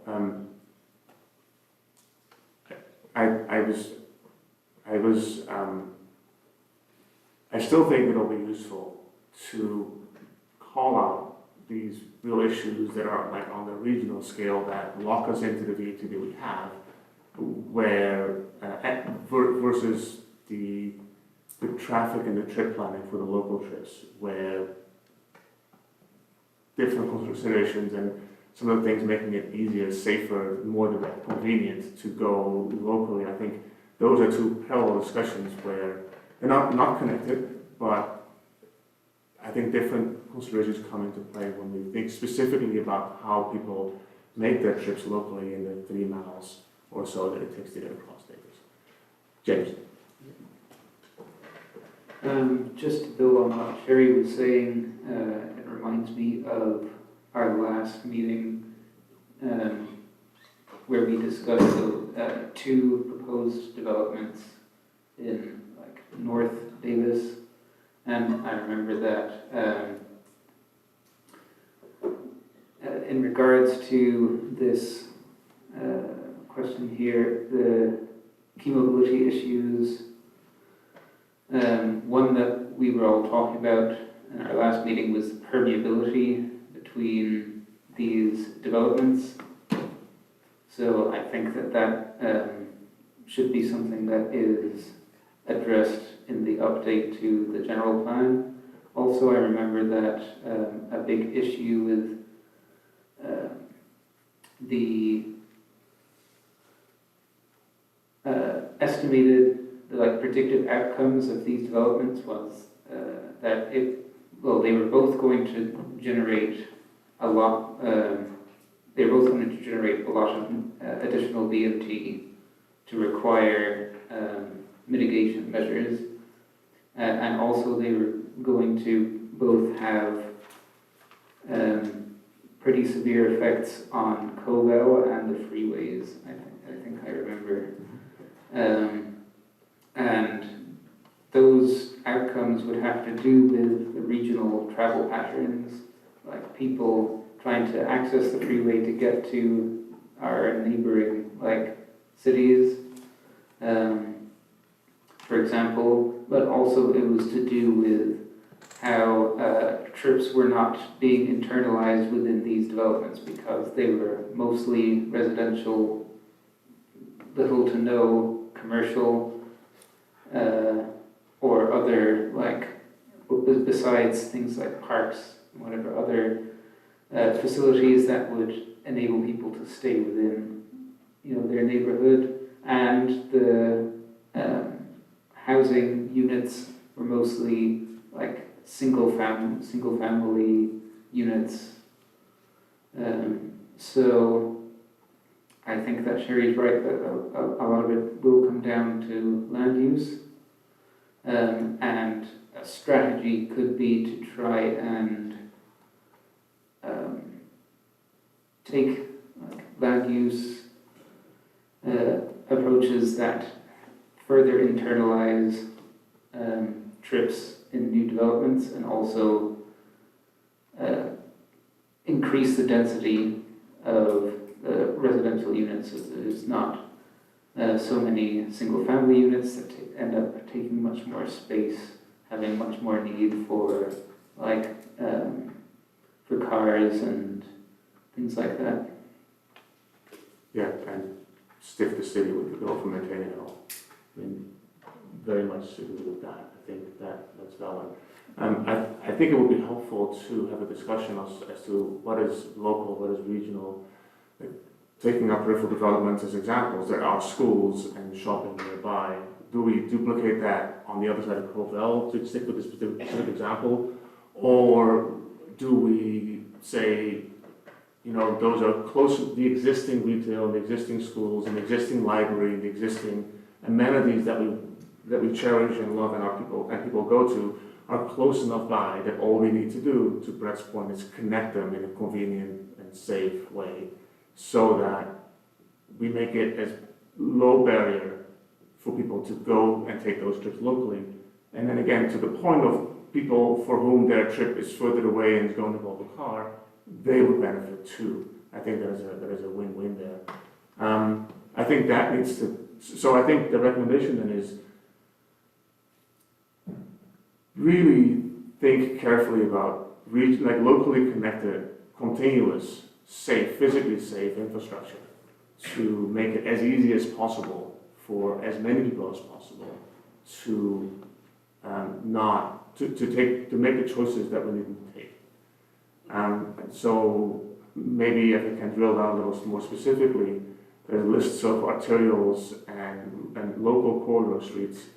One could envision what I see happening in Long Beach and Boston and Denver, Colorado, physically protected bike lanes, meaning concrete barriers, that form the safe, physically protected bike lane, bike infrastructure that is continuous to the intersection and really just provides that space where if I watch my kids go off in the morning, I'm that much more confident that, even if they make a mistake, even if a driver makes a mistake, because people make mistakes, we have planned on our side as a city for those mistakes to go off without consequences.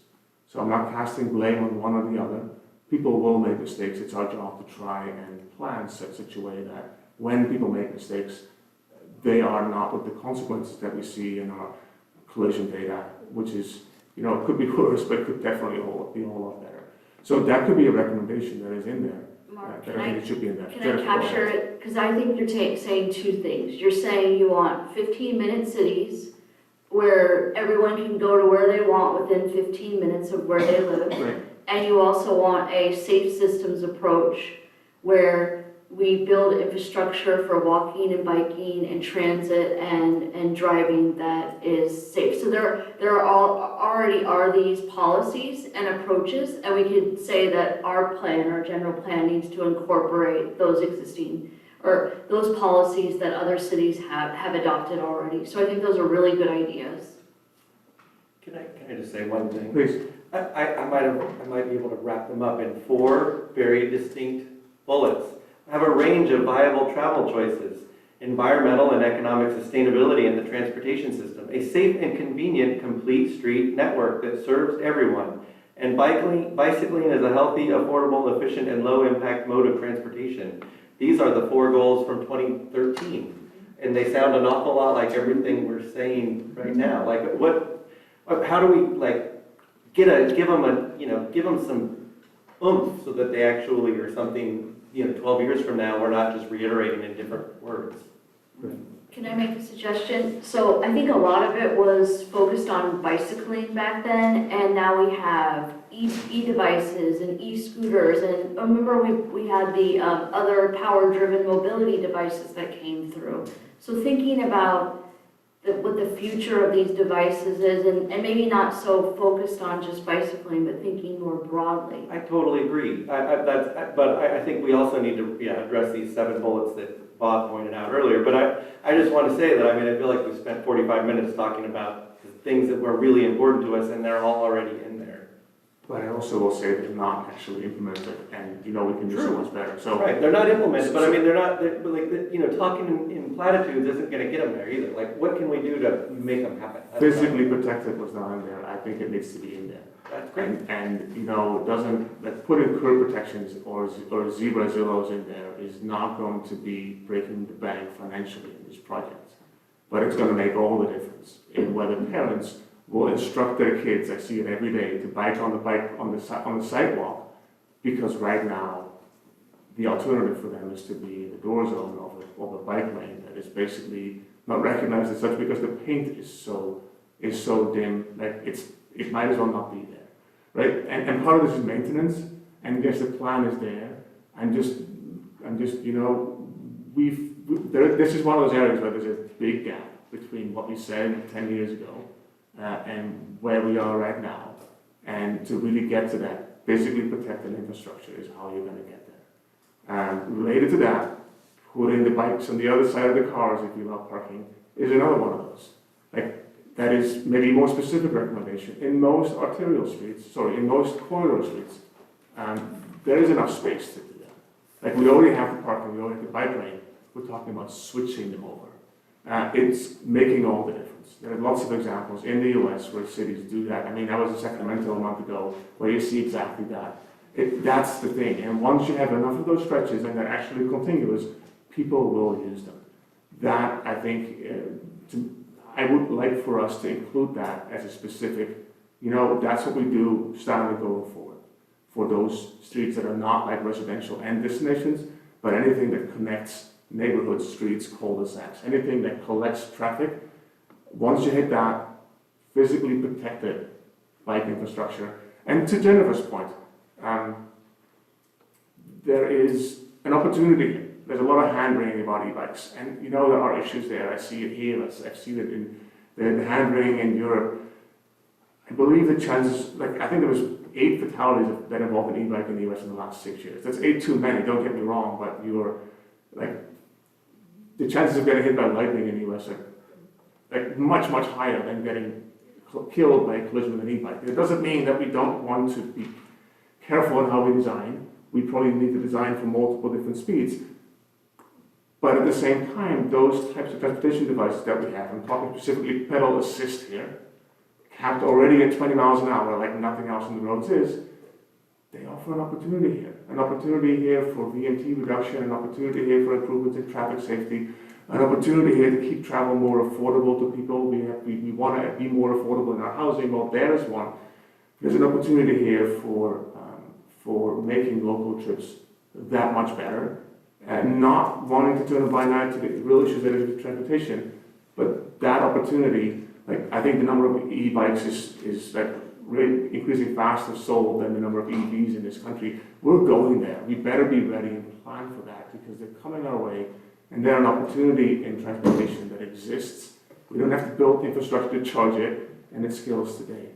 And it doesn't mean that every trip is going to be one, but if we do that well, I think we can really offset some of the things that we can achieve some of the goals that we haven't achieved from 2014 going to now. Please go ahead, Raymond. Just to piggyback real quickly on what Mark was saying. and to go back to my comment about reevaluating existing policies, and I don't know if this is more on, Ryan, Jennifer, or Corey's wheelhouse, but, we've been a leader, obviously, in bike infrastructure, but, I mean, in more recent years, I mean, we've seen the explosion of the Class 4 bike lanes in larger cities across California. We have one example on Mace, but, I mean, not too many elsewhere here in Davis. I mean, and that could go a long way, for example, towards a reduction in bike injuries. So, I mean, it's revisiting existing policies is another thing I really just want to double down on. Excellent. So something I did want to bring to your attention is that Ryan and I have been talking about doing a workshop about protected intersection and protected bikeways and the trade-offs that you have to give in to create those spaces with our road bike community, our vulnerable riders, and how do you decide who gets the space, and also trying to minimize the crossing distance for our pedestrians. So that's something we're putting together and we're going to bring to you guys and have a discussion about, but I also think that it is useful for this conversation. Thank you. Commissioner Lee? Yeah, Eric, I understand your frustration. The city has had some oopses in terms of infrastructure design over the past 10 years. I just Covell and J, Covell and L, the lovingly referred to Mace mess, right? And this is not to fault the staff here at the table. This was a shared oops. I was on the council at the time for all of these. We can do better, and related to that was, I mentioned I had five little thoughts here that I thought I would share with the group. And we've discussed this before. One of them is the United States does not have a monopoly on good design knowledge. We, the City of Davis, shall be open to and will in fact seek out lessons and knowledge from other cities, national and international, and countries that have more advanced approaches to transit, bicycling, and pedestrian infrastructure and systems, except for e-bikes, which we'll just defer to Mark. That was meant to be humor. Anyway. The city will identify those communities that have acknowledged world-class expertise and will create contacts with them so they can advise on general approaches and specific design ideas. The city has done this in the past and should continue by policy to do so in the future. Yes, there are places that have more advanced cycling, and I will mention this interesting tidbit. Waze, the car driver's best friend in terms of rerouting you to find the quickest way to get places. Waze users rate, a few years ago, rated the Netherlands as one of the best places to be a driver. And this relates to another concept: is good design is often not a zero sum. A design that is beneficial for one user group does not necessarily negatively impact another user group. Good transportation planning should not by default pit one user group against another. Superior design can benefit all user groups. The emphasis is on superior design, not average design. We see that where clearly marked locations for pedestrians, cyclists, and automobiles benefits all three groups.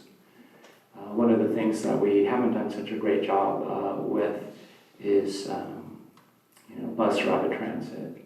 I was in Paris 15 years ago, and they had a bus rapid transit lane, which when the buses weren't there, the cyclists sort of took over and, kind of scattered when the bus came. But it's like, I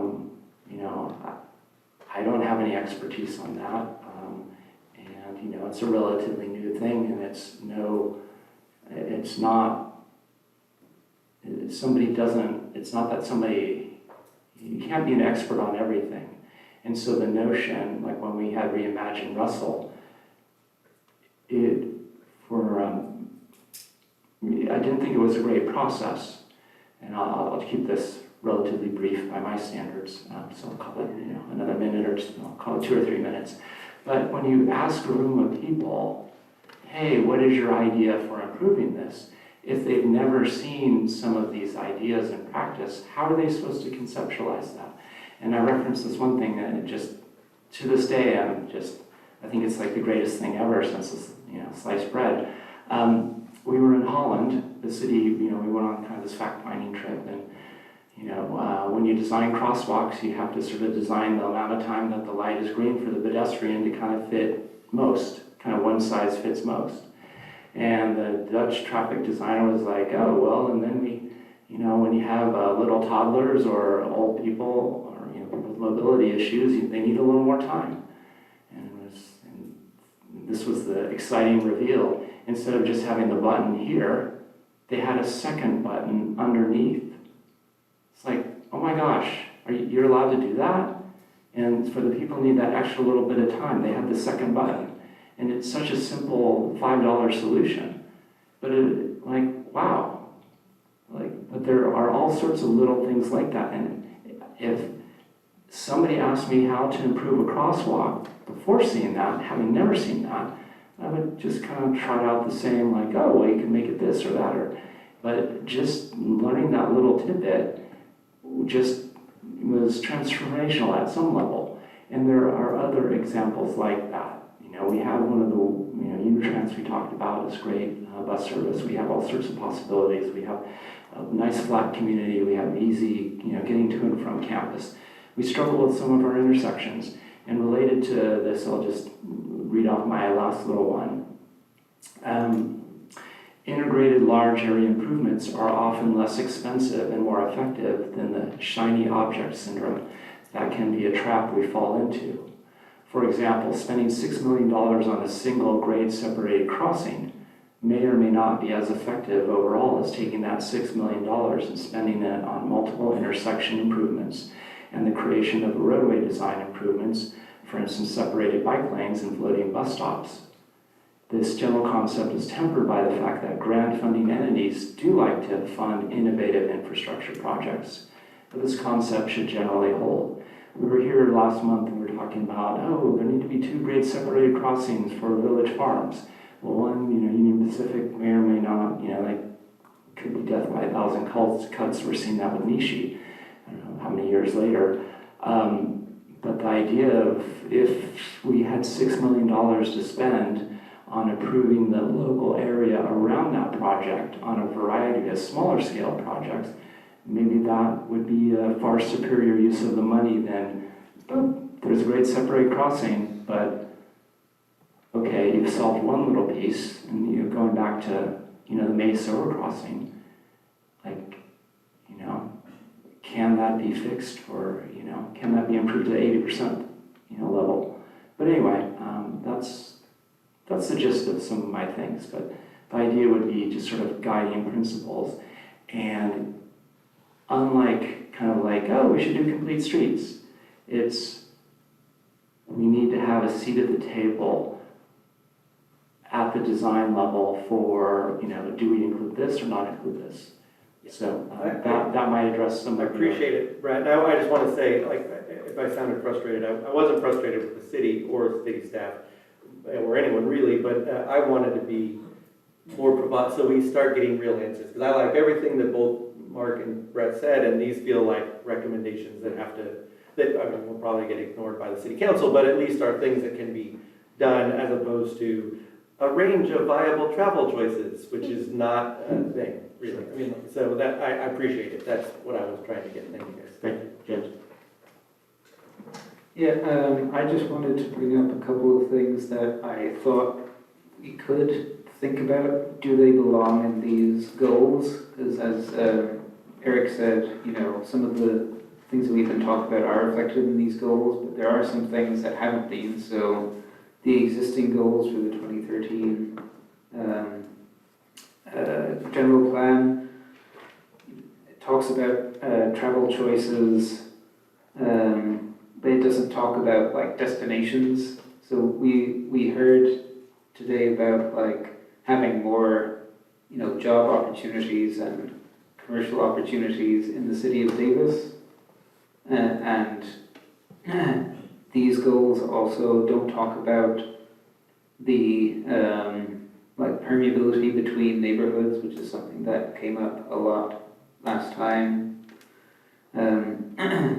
And they also, these goals don't talk about the connection between housing and transportation.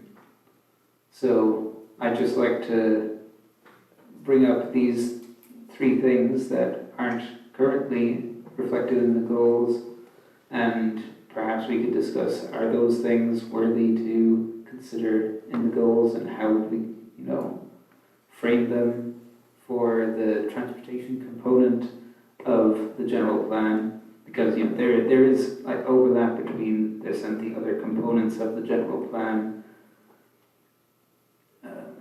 Yeah. If you don't mind, can I wait for just a Please go second? I really appreciate you bringing the land use coordination component back to the forefront.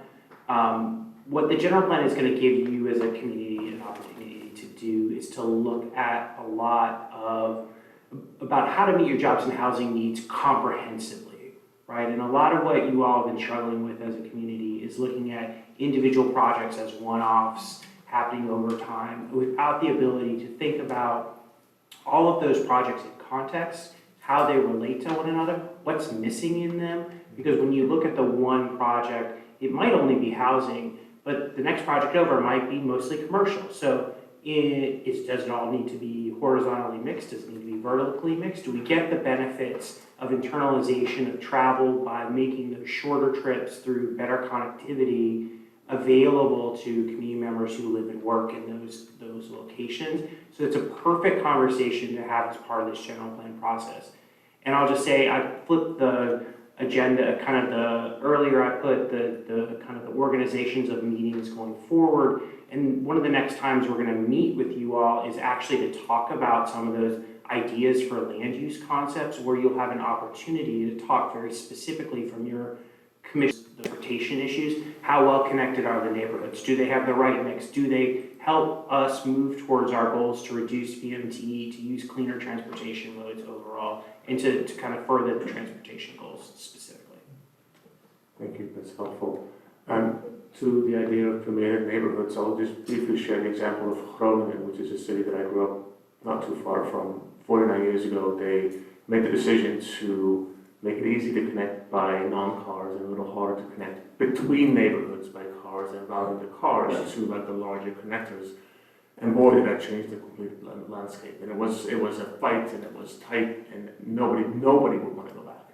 And I think they have like 70% load share for bicycling 50 years later. I mean, like far more ambitious than what we are hoping to achieve in even the entire length of this next iteration of the general plan. So to Brett's point, we know what others have achieved, and it's so much better for people of all modes of transportation than what the past said was. They made the choice. It was a contentious choice, but nobody wants to go back. I mean, that was just so much better experience, so much better for people, so much better for commercial users in these cities. People just never look back. So we know how to get there.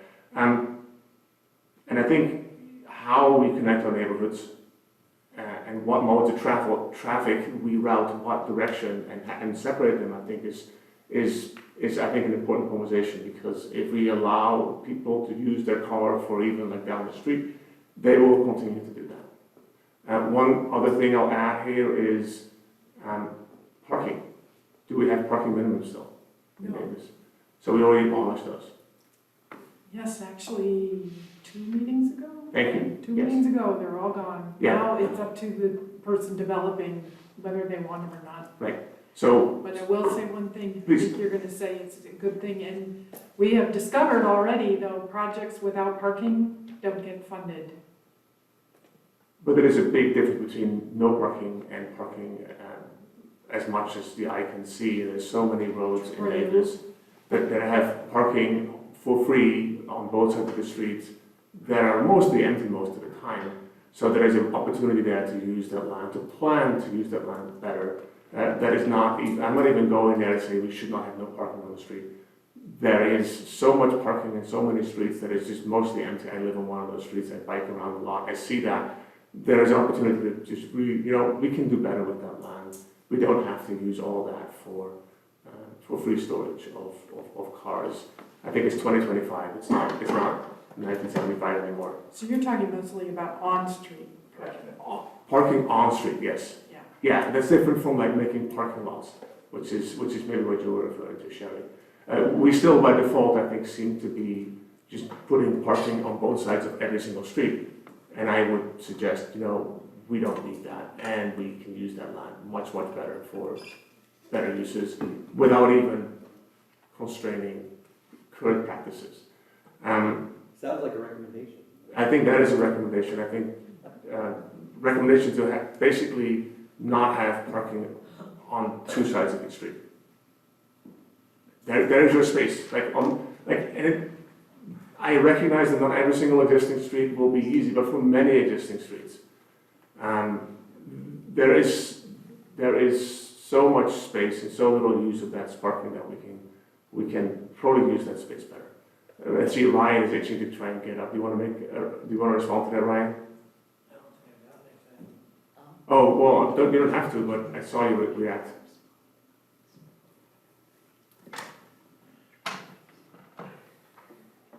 So I just have a couple, so in general, I agree. There's a lot of neighborhoods that are overparked. But I've had a lot of experiences where we build subdivisions that don't have adequate parking. And it just causes knock-on effects in other neighborhoods as people just start searching for a parking spot. So I think when we look at this, we need to come up with a methodical approach and make sure that we truly understand what the availability of on-street parking is. Sure. A lot of what I've seen is when we start talking about condos or smaller lot sizes, and we're still putting a traditional two-car driveway in, that already significantly limits the availability of on-street parking. The available curb space is just not there. Yeah, the other thing that we've noticed happening in the last few projects we've done is the lots are getting consistently smaller and smaller and smaller, which means your driveways start to get closer and closer together, and the availability for on-street parking may end up taking care of itself because there just isn't enough physical space unless it's properly planned for on-street parking, because the lots have gotten so much smaller. I think if you drive around in Bretton Woods, you'll notice what I'm talking about, because a lot of those lots are much smaller than what we have elsewhere in the city. But I also think all those houses have a garage and a driveway, right? They do. So at what point does it become the city's responsibility to plan and use this at no cost to people? I think that is that tension, right? So I would encourage us to have that discussion. And, we can measure, like Ryan's point is well taken, lot sizes are smaller, which is great. I think we need that.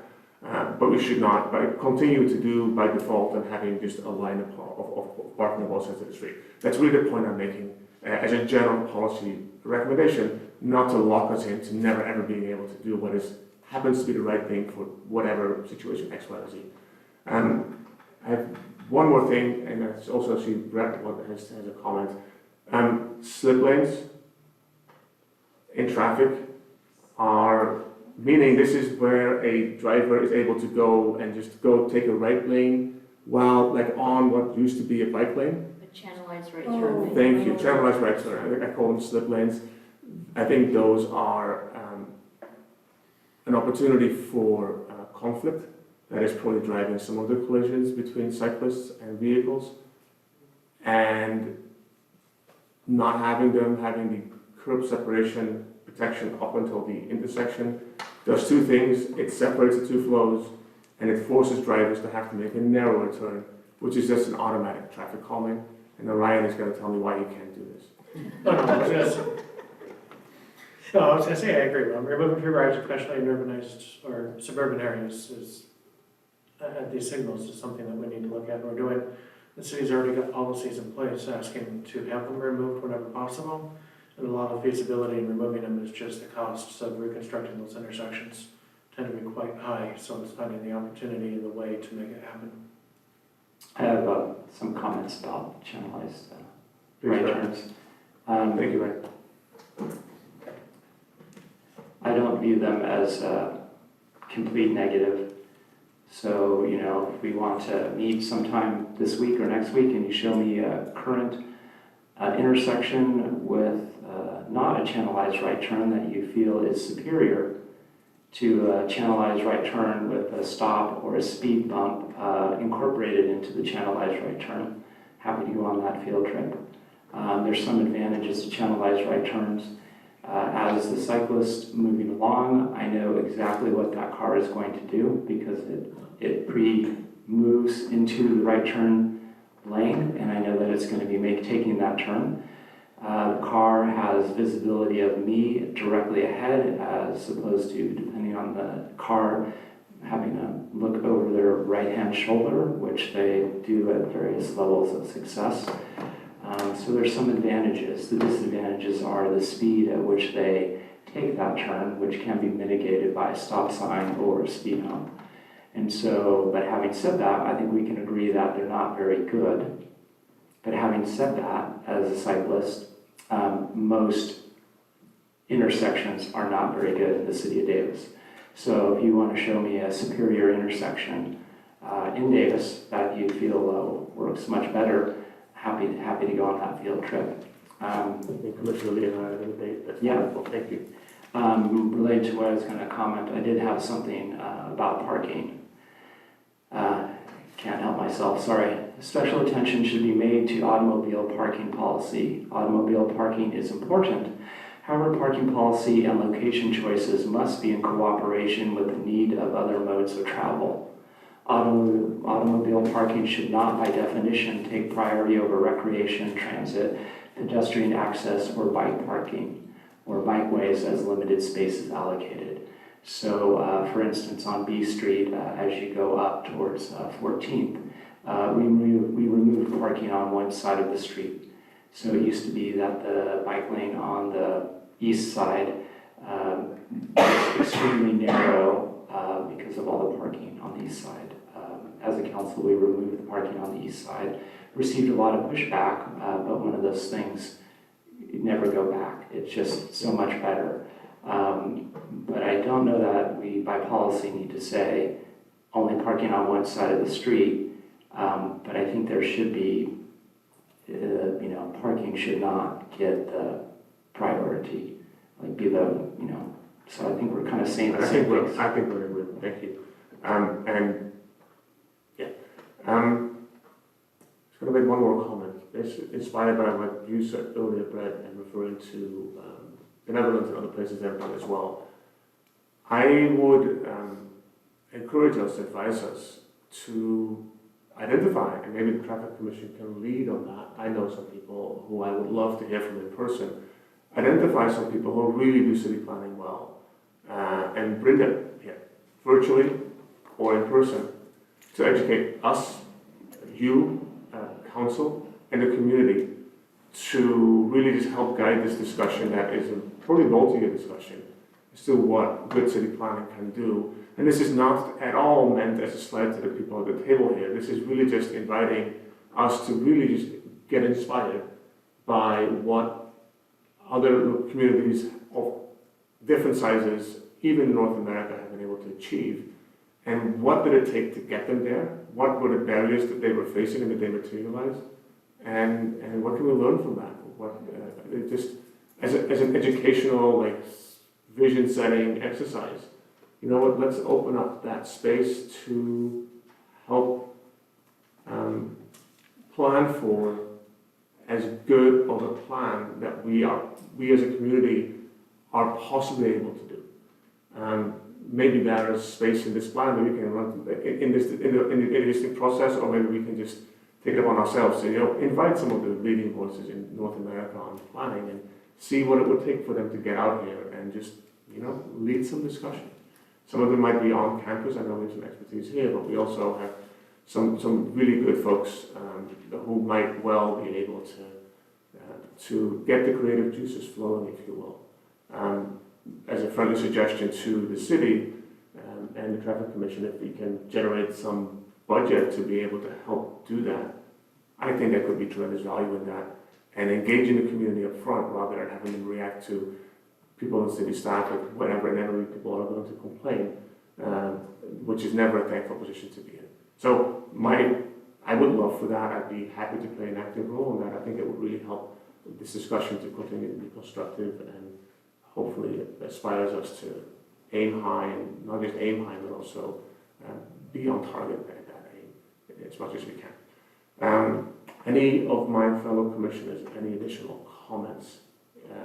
Nick, go ahead. Yeah, I have one, kind of going back to when we were talking about right turns. As a pedestrian and cyclist, one thing that I think makes things more uncomfortable than it needs to be is right turns on red, Yeah. I would say. I think that's one policy that we could take a look at. And another thing with the channelized intersection that it made me think of is just a discussion of speed limits. So how we set our speed limits and maybe a bit more of a focus on safety with those, as opposed to right now, I believe the way we do that is the 85th percentile, right, of how, that's state law. It just got updated. Okay. Yeah, no, that state law is we essentially send somebody out with a radar device, we measure 100 vehicles, figure out the speed that 85% of them are traveling at or under. That gets rounded off to the nearest 5-mile-an-hour increment. And from there, we have very limited options to reduce it. And at most, we'd be reducing it by up to 10 miles an hour. That's really, so there's really not much leeway. The city doesn't control speed limits so much, I guess is what you're saying. So a couple points. The first one is if we don't use this method, that speed limit is unenforceable. And the ticketing officer cannot write tickets against that speed limit. If they do, they get tossed out of court and it is an issue. And without the ability to enforce, we're not seeing good compliance with the speed limits. I've had situations where normally the Board of Supervisors I was working for a county has artificially reduced the speed limit. It becomes unenforceable, and we just could not get enforcement out there. And at that point, it doesn't matter what you put on the sign, you've lost all control. The other thing that I'm waiting to see is this is enshrined in the Manual of Uniform Traffic Control Devices. There's a federal version of the document that Caltrans has to adopt in the next 6 months. And I haven't seen anything, but the federal language has changed substantially, and I'm waiting to see what the state does. I'll probably be coming back to you in 6 to 9 months to talk about an update to some of those, including speed limits. And if any additional flexibility is added, I will definitely be discussing that with you. That's interesting. Yeah, I didn't know that. I guess that's something to take up with my state representative rather than the city. But, yeah. Thank you. Yeah, thank you. So, from experience, the way to best try and control the conflict is to design it so that you take the speed out of the equation. Yeah. Because I've had many discussions with Ryan and with Davis Police, and that enforcement is really just not good enough. And I'll say 80% of, if not more, of drivers are perfectly calm and patient and stuff. But there's enough people that are. I mean, the other day I was biking with my kids and we just got scattered by a car that just plowed right through us, trying to get around us quickly in a hurry outside of my home. So yeah, you can't enforce that. There's not going to be a cop, nor do we want there to be a cop around the corner. It is designed that is pulling our best bet here. So I guess, Go ahead. going off that, one recommendation, I suppose, is to, I guess, design the roadways to accommodate the speeds that we want, I guess. Yeah, Ryan. So yeah, no, you're exactly right. Mark's right. I mean, good design and good roadway design is really how you're going to control speeds, and you're going to control, especially driver, but all user behaviors. I think the challenge that not just Davis, but every city in the United States faces is how do we retrofit our existing road system, and more importantly, going back to where this conversation started, how do we pay to retrofit our existing road system to help incorporate bulb outs and chicanes and road wide narrowing and road diets and everything that we need to help manage those issues.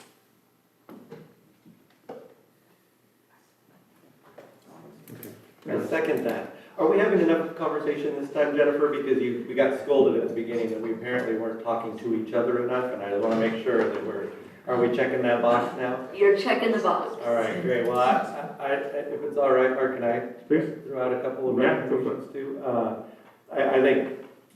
I think one of the things we haven't talked about, and that is talked about at length in the existing conditions report, is safety. Especially, I feel like looking at the figures, it seems like accidents are, bad accidents are primarily pedestrian and or bike with vehicle. And they're happening in primarily two places, downtown Davis and along UC Davis. And I feel like we should come up with solutions where we separate the people, the walkers, bikers, peoples that aren't wrapped in cars from the cars. I don't, whether that, and I feel like, I don't understand, like along Russell, along UC Davis campus, there is an entirely different bike lane and there's trees in between it, and yet there's still all these accidents on that map along that road. And then of course in downtown, where people, walk across, like assume the cars are gonna wait for them to walk across, which I think is I do the same thing, but so my recommendation is to think about those safety issues in ways that their cars are no longer there. And I feel like I read it somewhere, and I can't remember where it was at this point, but and I know there's some people who represent downtown businesses around in the room who might not like some of these ideas that I have, but I think we should improve downtown density. I think we should charge for parking, and I think we should close some streets to cars, some of the streets, not all of the streets in the downtown, but some of them, because that will reduce collisions because people aren't around as much. It raises money because we're charging for parking, and it increases housing without expanding the city limits, which is something that apparently everyone has a lot of trouble with in Davis. And so that's one recommendation. Downtown changes, at downtown and along UC Davis, primarily for the safety issues.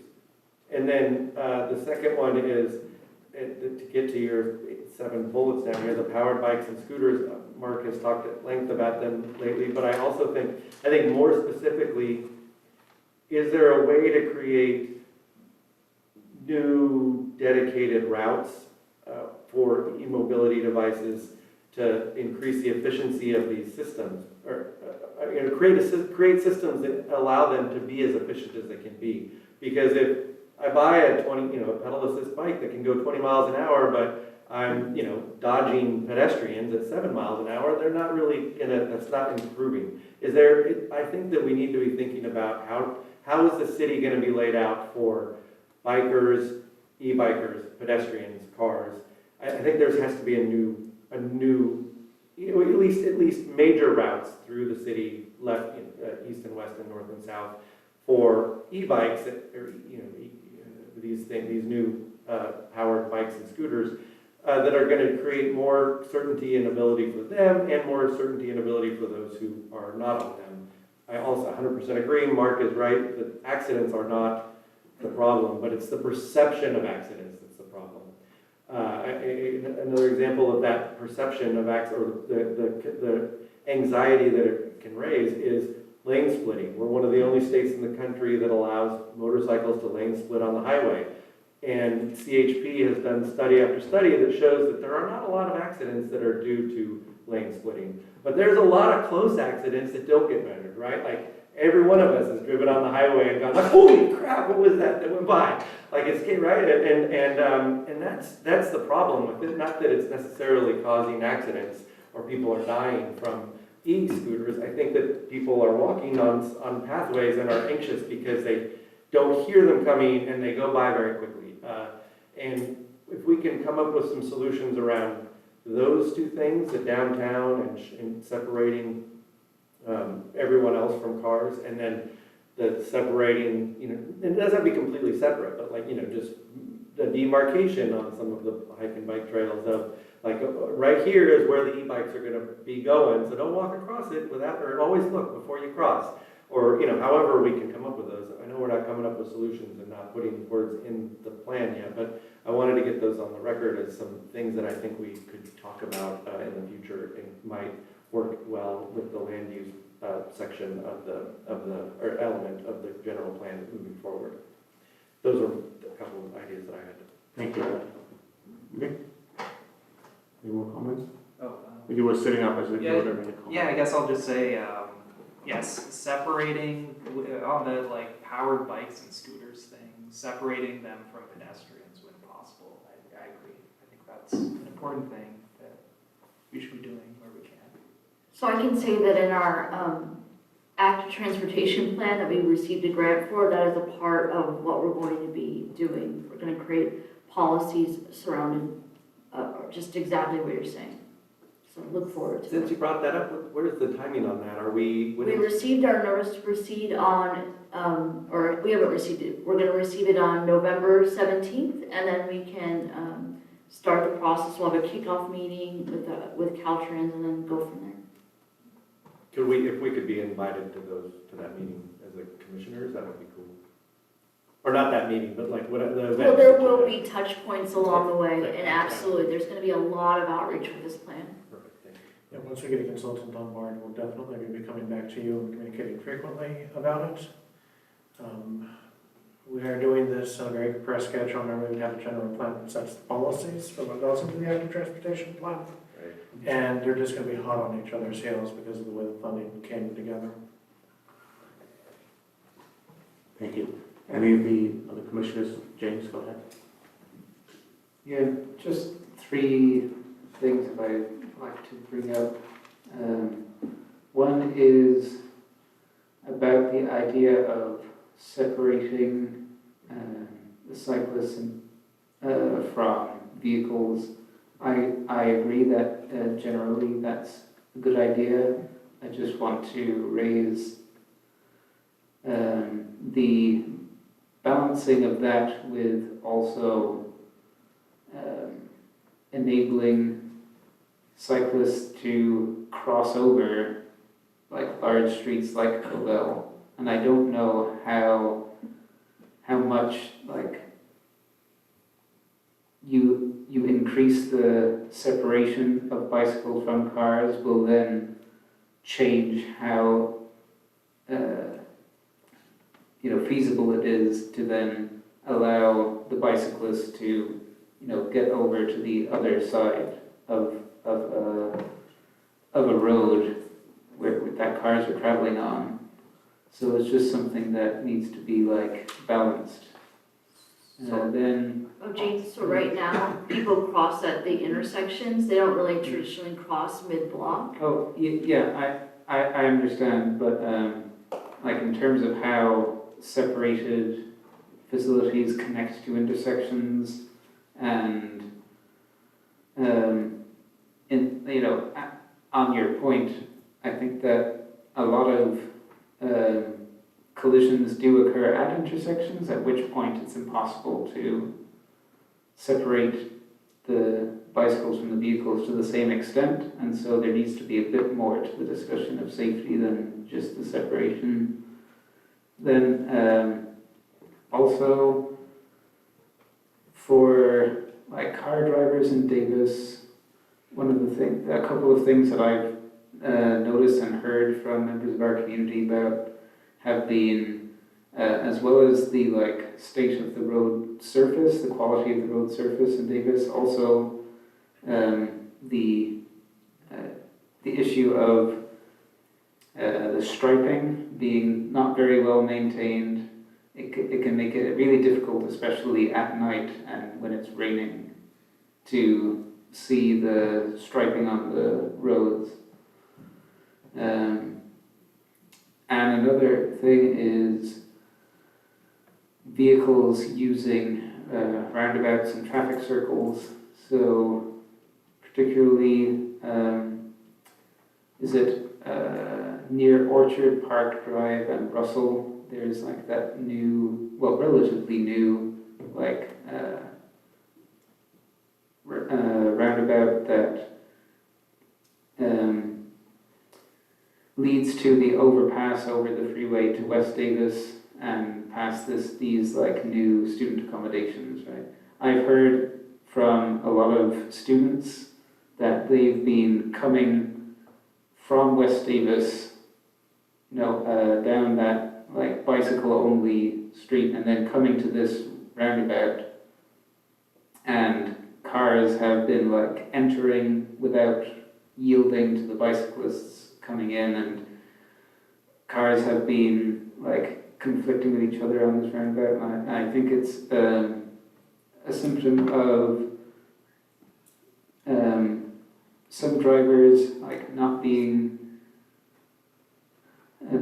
following the general like way to use a roundabout, like yielding to people coming from a certain side, and so perhaps improving that by like adding explicit yield signs at roundabouts could be a solution there. And some humps to slow down. I believe that's a roundabout that is campus, not City of Davis. That's correct, it's in the, So I know the location, your point is well taken, and I would encourage you to reach out to the folks on campus who need to hear what you just said. Thank you. No, yeah, correct, that roundabout's on campus. And I think I've been through the roundabouts in town, and they have yield signs on all the entrances for the ones I can remember, but we'll double check that. And to your point too about intersections, Ryan has, in his toolbox, he can change the traffic signal to just prioritize walking and biking at one time and stopping all the other motor vehicle movements. So there are ways to make improvements at the intersections to improve safety. On the protections of the bike lanes, a primary reason to do it is to discourage the use for everything else that we use bike lanes for. And that includes making U-turns, parking, I'll just be a minute. It's pervasive, it is dangerous, and it's discouraging the kind of behavior that we all want people to take. It's hard to enforce, which is why you design. That's a primary reason to do it. I have one more recommendation to give to this group, and that is echoing what the Netherlands, I believe, has done. And that is asking ourselves the question, for whom do we design our transportation to navigate independently? And I want to call out two groups of people in particular. Children, and we might want to think about like short-term and long-term goals. At what young age, at what age do we want our children to be able to navigate our streets independently? I have a middle schooler who goes to Holmes from 7th grade onwards. He's biked himself there every day. I trust him. I worry about the drivers. Most drivers are fine, right? So is that what we want? Do we want our middle schoolers to be capable of learning the skills of navigating their neighborhoods, which we show? The other day I was with my middle kid. He's like, oh, I know where we are, because he bikes everywhere. He has a road map. He knows the neighborhood. He recognizes the landmarks in a way that if he doesn't, he wouldn't do if he was in a car. So for whom do we design our streets to be able to navigate independently? And we're not going to be able to say, well, an 8-year-old should do it by 2030. But what about 2050 or 2040? I mean, whatever. So having an intermediate role and having a long-term role. The other group of people who we want to be able to navigate our streets independently are people with mobility restrictions. We talked in the beginning about people aging in place in streets that are still relatively car dependent. To what extent do we want to accommodate non-car ways to connect for them to be able to, even after they no longer should be driving, actually have alternatives to be able to get out of their house and be connected to their community without needing to do so through a car. Right now, I think that's going to be hard. So I would encourage us to maybe think about, for whom are our streets, particularly those with mobility restrictions, and which will come with an advanced aging population, and also the folks on the younger side who are most vulnerable. Are they able to use them with some level of independence? I've seen cities in the Netherlands use this, and it's a good way to kind of ground the discussion, like for whom is this? And it's not always people who are in the room, but I think it's people who we will want to not forget. And with that, I'm looking around because I think we've had a long discussion, sometimes long-winded. I apologize. I hope, Jennifer, you got what you needed from this. Eric, Bob, just a note of appreciation. I think we got a lot of really terrific feedback from Okay, you all good. this evening, and want to just say thank you for taking the time to think about this in advance and to share your ideas with us. And it took us a minute to get started, but once you guys get started, you gave us a lot of really great feedback, so we really appreciate it. Yeah, it's a big thing, so Sherry, it's really helpful to hear that. We'll get more bites of this apple, because I think, yeah, it's, Probably more than you want. try us. Okay, so if there's no more suggestions or comments, I think we can simply close this topic, right? So, we are almost done, so I'm going to propose we continue. We have a task calendar. Do we have to, we can look at that briefly, Jennifer, maybe? Yep. And I will invite my fellow commissioners to make any kind of clarifying comments on the task calendar, if any exist. Yeah, just super quickly, Thank you, please. we're gonna bring in the short-range transit plan, some of the existing conditions that that report that you saw last month, we're going to do a little bit deeper dive of that in December. And then we have a list of items, potential items here, but then I have started a new list for 2026. And we have the short-range transit plan final report on it, and then at the bottom, I have some new ones. Subcommittee discussion and outcomes, as you establish your subcommittees, if you want to bring your thoughts to the commission, have a full discussion about moving your ideas forward, I put that on there. The Cal Boulevard redesign, and what's the other one that's new? Oh, the workshop I was talking to you about the protected intersection workshop, and we'll also include the class fours. So Sorry to interrupt, Jennifer. I wanted to acknowledge and thank both our external guests as well as city staff. Before you walk out the door, thank you for being here. Sorry, keep on going. yeah, no, so those are the things that we're thinking about for next year. We have not filled in anything just yet. We're gonna meet with our engineer who oversees our CIP capital improvement projects, so we're gonna start filling in the calendar. That's it. Okay, thank you. Any discussion on the task calendar? Seeing, oh, yes, James.